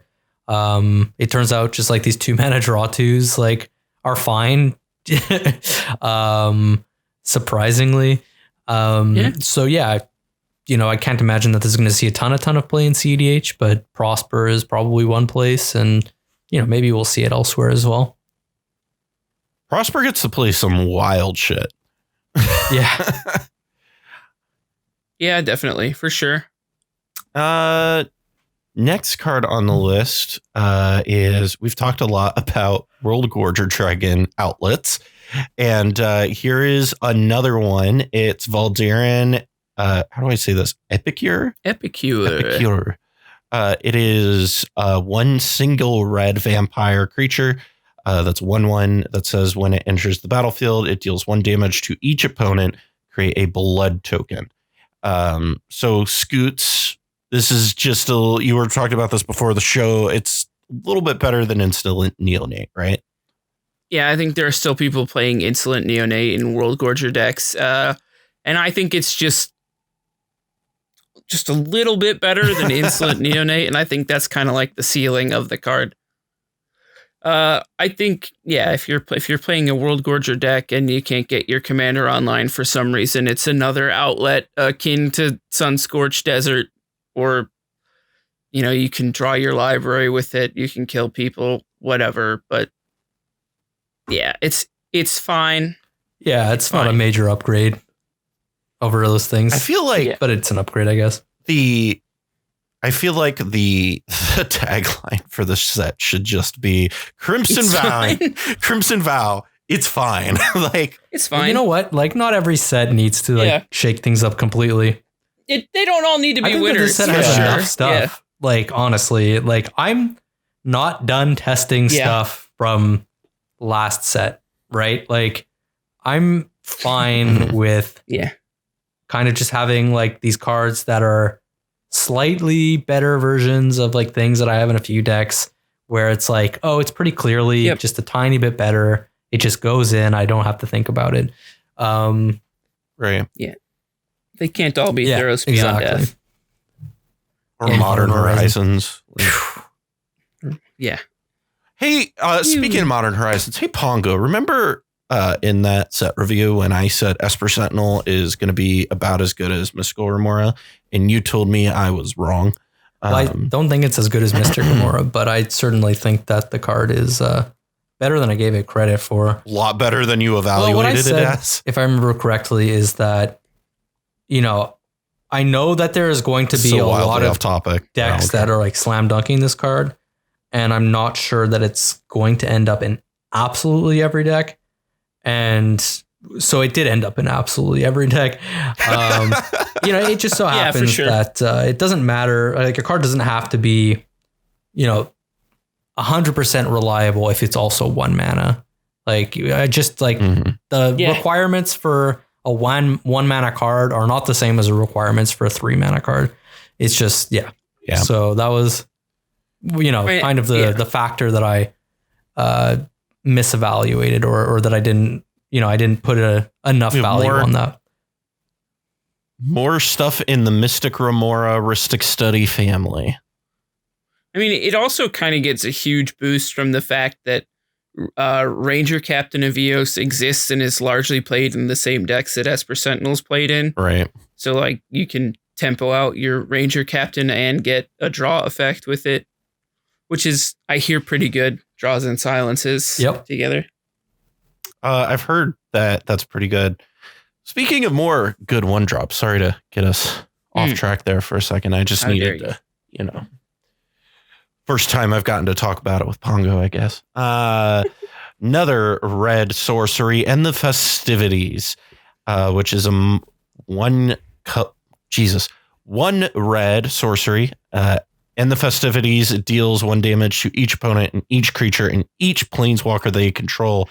Pongo, this is just like overloaded electricity, but not instant speed, but costs 1 mana.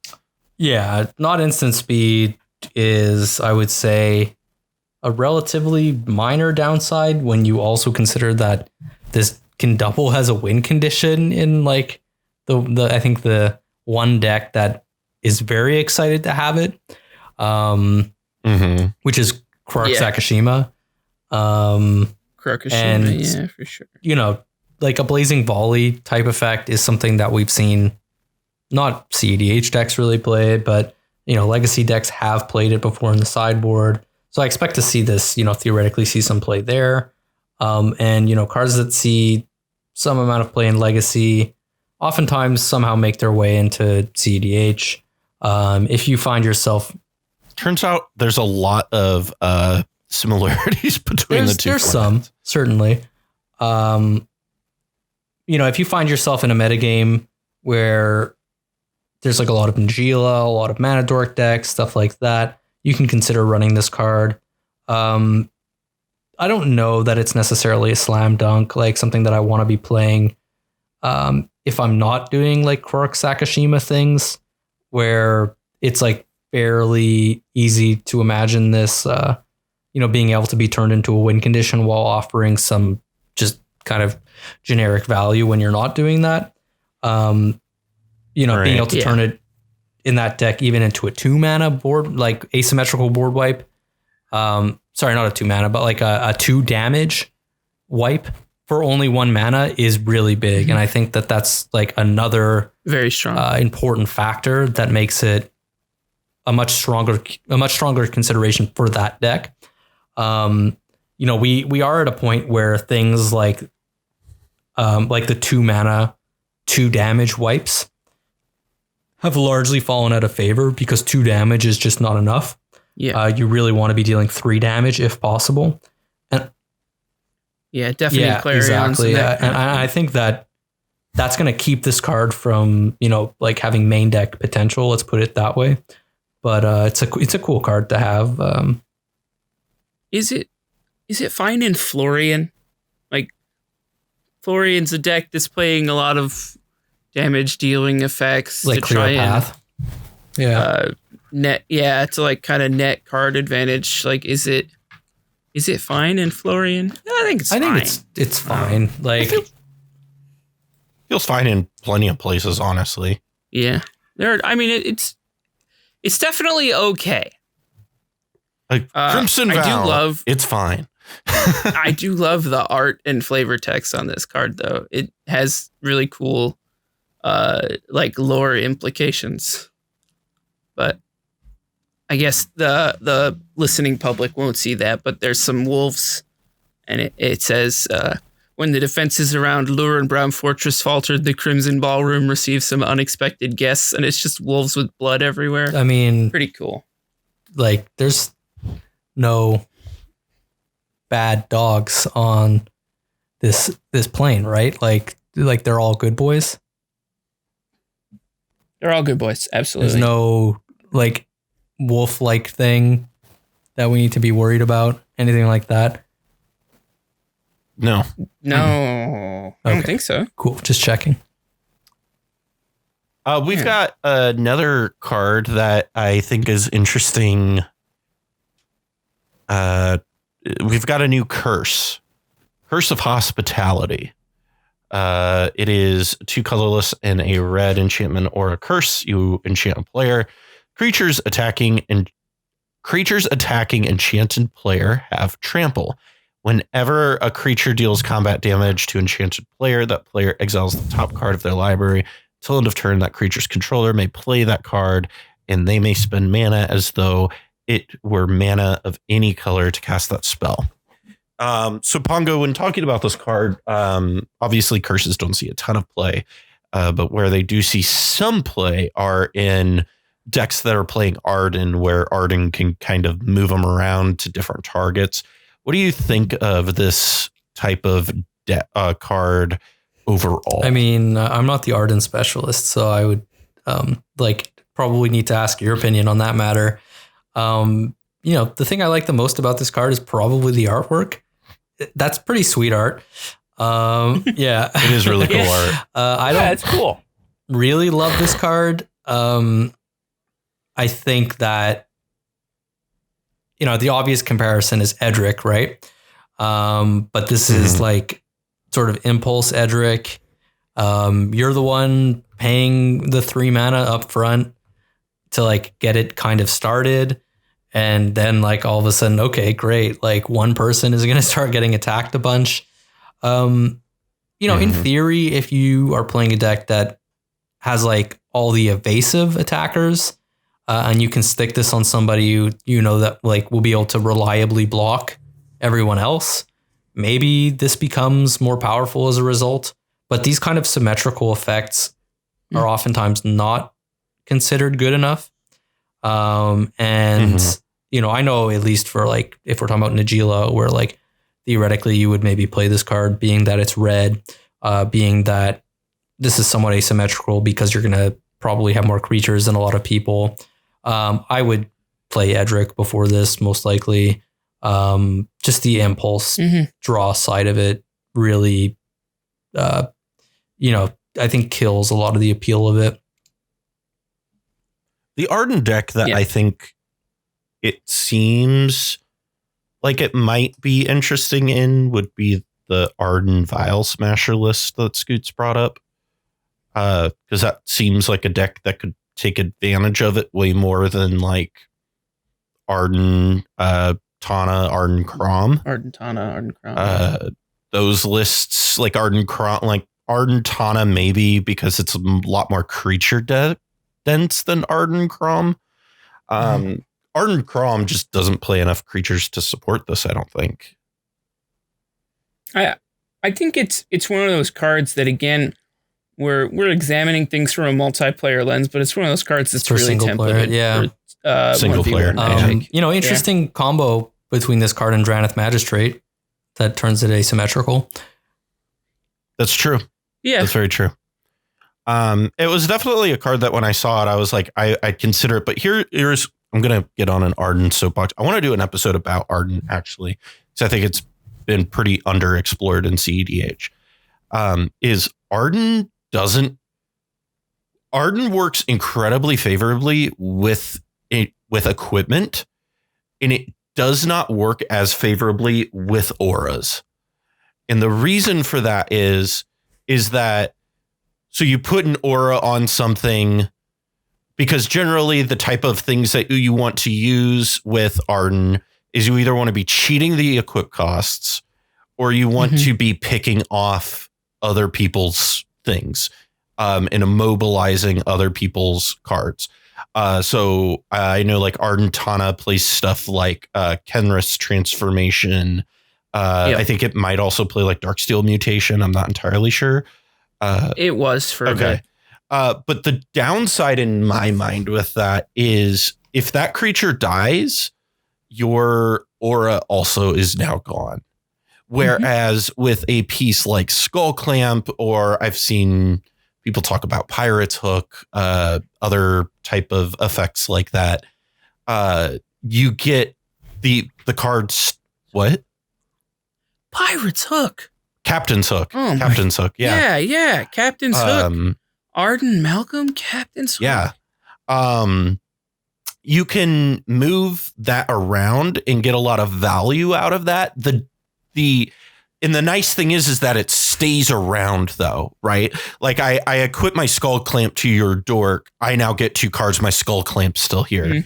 If I put Darksteel Mutation on your creature, or if I put Kenrith's Transformation on your creature, I could move it around and deal with problematic stuff. But as soon as the problematic thing leaves the play, that's a attached to, which, by the way, I can only do on my turn. That ability is gone. And especially since these decks tend to be kind of stacksy, they want to play stuff like Rest in Peace and some Graveyard Hate.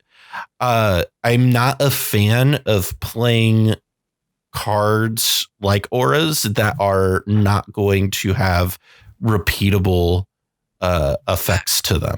I think there are some auras that kind of break that. Like you mentioned Counter's Transformation a few times. Counter's Transformation is unique in that outside of nuking a threat, it also draws you a card when it ATBs. Yeah. So like, I think it's totally fine to play as a cantrip that neutralizes a threat and can keep like moving around. And I think in the case of like Darksteel Mutation, I totally get the fire it once and then it's gone forever. Yeah, but I have in Arden Crom really wants to play Grave Hate and really wants to play a lot of counter magic. And committing things to the board that like part of what makes the abilities of like Skull Clamp and the other like equipment that you play so powerful is that you commit to them to the board and then you don't really spend any more resources on that for the rest of the game. And that's incredibly powerful, especially when you can get something like a Cauldra Complie onto something, which is pretty hot. Although I haven't been doing that as much recently. But like even like a Sword of Hearth and Home or a Sword of, Fire and Ice, those types of things. But I think just like, so in my opinion on this card is, so you put it onto a player and everybody's now kind of incentivized to attack that player. And if the player dies before you have an opportunity to move the card only had it a little bit of, didn't have as much, what's the word I'm looking for? Utility as you would like it to have, and didn't synergize with Arden the way you think and want it to. And then you're also just not going to make friends if you're like moving it around a bunch either. So that's kind of my 2 cents on it. I'm not a huge fan of it. I think it's worth considering in some Arden lists. Like I said, Arden Bile Smasher seems like an interesting spot for it where you're already playing kind of card disadvantage, right? The only curse I've ever really seen played in cEDH is Opulence. Yeah.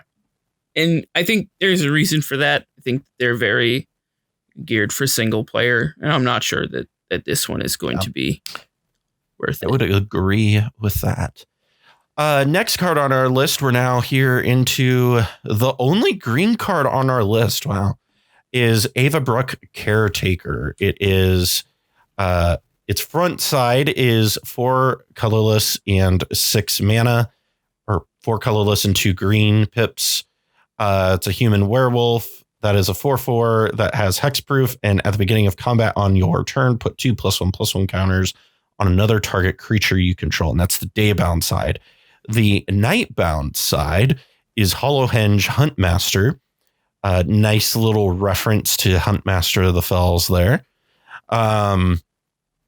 which is hexproof, and other permanents you control have hexproof, and it's a 6/6. And at the beginning of combat on your turn, put 2 +1/+1 counters on each creature you control.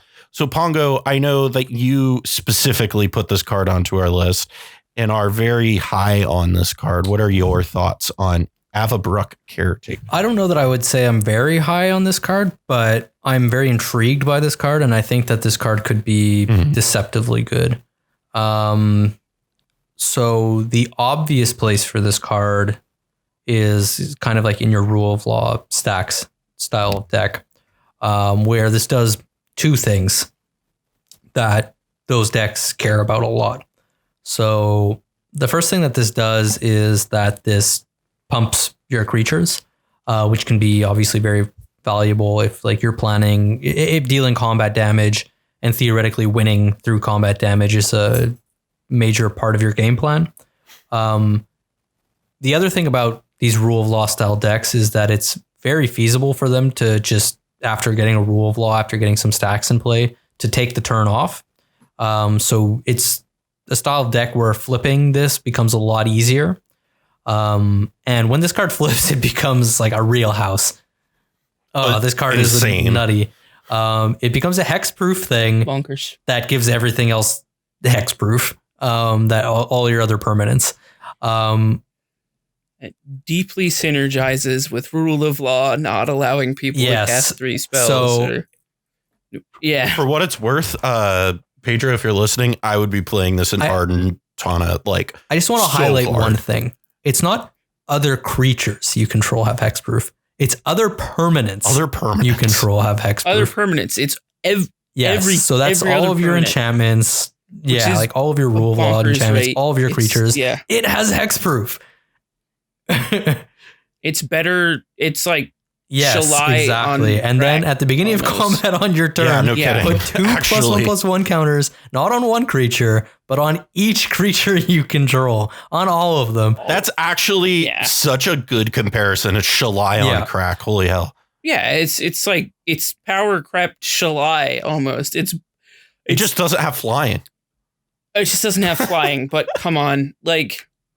This is one of those cards. They printed this card, and I had been brewing Tovolar, the werewolf Timna, and this is one of those cards that made me think, maybe this deck can get there.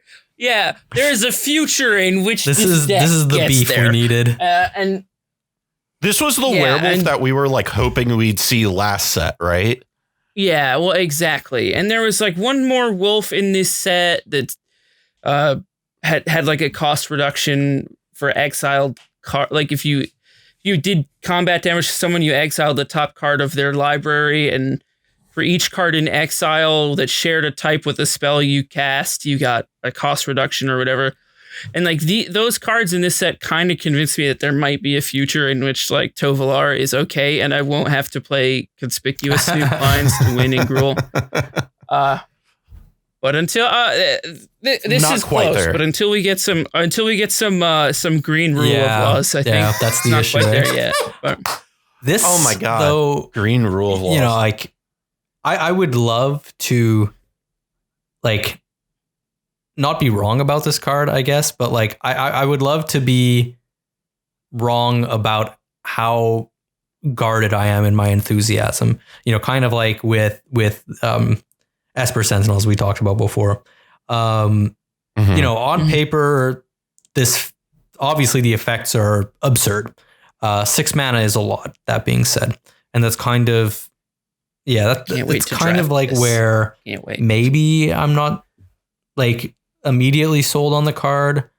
That being said, we're talking about an archetype that slows down the game and can frequently get a ton of mana and can frequently pay 6 mana to put a thing into play. Or you can like natural order into it. Get natural order into it. Yeah, you got ways to get it. It feels really good in decks that play like Allosaurus Shepherd and things like those Timna Rule of Law decks that play the like green protect your spell decks, like cards anyway. Like this just feels like a total bomb in those lists. And, you know, another really a part about this card that actually has me incredibly excited is the fact that it's a human. Why? Because I'm currently experimenting with Najeela, Secret Commander Winota. Yeah, 5-color Winota. Let's just call it that. And this is like everything that I want to hit with that deck. Like, I just want to cheat this into play off of Winota, not cast any spells that turn, immediately flip it. And it's just game over basically at that point. Like all my stuff is hexproof. I probably already have a Rule of Law in play at that point. Like, like, you know, maybe I should be higher on this card. Like the more I talk about it, the more I feel like I should be higher on it. I really think in Rule of Law lists, this is going to be good. Like green Rule of Law lists that are kind of combat focused anyhow. Like I think you had mentioned Scotty, that like Timna Kamal, this is going to be so good in that. And not only the fact that it like turns your dorks into just these big ass creatures and then nobody can interact with your board is insane. So like literally, if ever there was a card to tell ad nauseam players, play Cyclonic Rift, play Cyclonic Rift. That's the thing, right? Like, this is the card that says, hey, maybe put Cyclonic Rift back. Or just other board wipes, just I have. Yeah. Or just like Cyclonic Rift, Dam, Toxic Deluge. It's time. Just like Winds of Abandon. One of the decks that I really like to play is Ishai Kamal, which is a stupid deck, but a lot of fun. And this is going straight in there. Ishai Eldritch Evolutions into it does this lovely lady, and it's gonna be. You know what else Eldritch Evolutions into that? Eek Tekik. Yeah, that's true. That is a card that I think is not the worst. Is that's the one that you exile a spell? No, Eek Tekik is the one when it ETBs, you make a golem, a 3/3 golem. And whenever a artifact goes into anyone's graveyards from the battlefield, you put a +1/+1 counter on each golem you control. Nice. So that's the one that I'm doing. And everybody was in the 2-color league. Like, I thought I had the spicy deck. And then I saw Callahan's Ardent Eek deck and realized that I didn't even bring anything. Nice. But last card on our list is the only gold non-commander on our list. It's Disorder in the Court. It's an instant that costs X and white and blue. And it says exile X target creatures, then investigate X times. Return the exiled cards to the battlefield tapped under their owner's control at the beginning of the next end step. So, Scoots, when we're looking at this card, like it feels... like what are we doing with this? What's kind of the upside of this card? It's a dockside doubler. It's the meme that keeps on memeing. Yeah. No, I know, but no, I mean it does do that. It can kind of like, if you need to get rid of multiple problematic stacks pieces at once, I guess you could for one turn cycle. I mean, I feel like, I feel like it's more of like a value piece. I see in our notes it can be made one-sided with like Containment Priest, and if as we were talking before the show, the new Containment Priest meta does arrive upon us, this card could have some upside. But yeah, I mean, I think you're more likely to use it on your own creatures with powerful ETBs than like you exile your own creatures with good ETBs, make some clues, you can draw cards, and yeah, I mean, it gives you outlets to like, yeah. Gives you outlets for combos with lots of creatures like Squirrel's Nest, Earthcraft. You can have mana off a Cradle. You can do a big X, and there are janky ways in which it could be good, but it's fine. Crimson Vow, it's fine.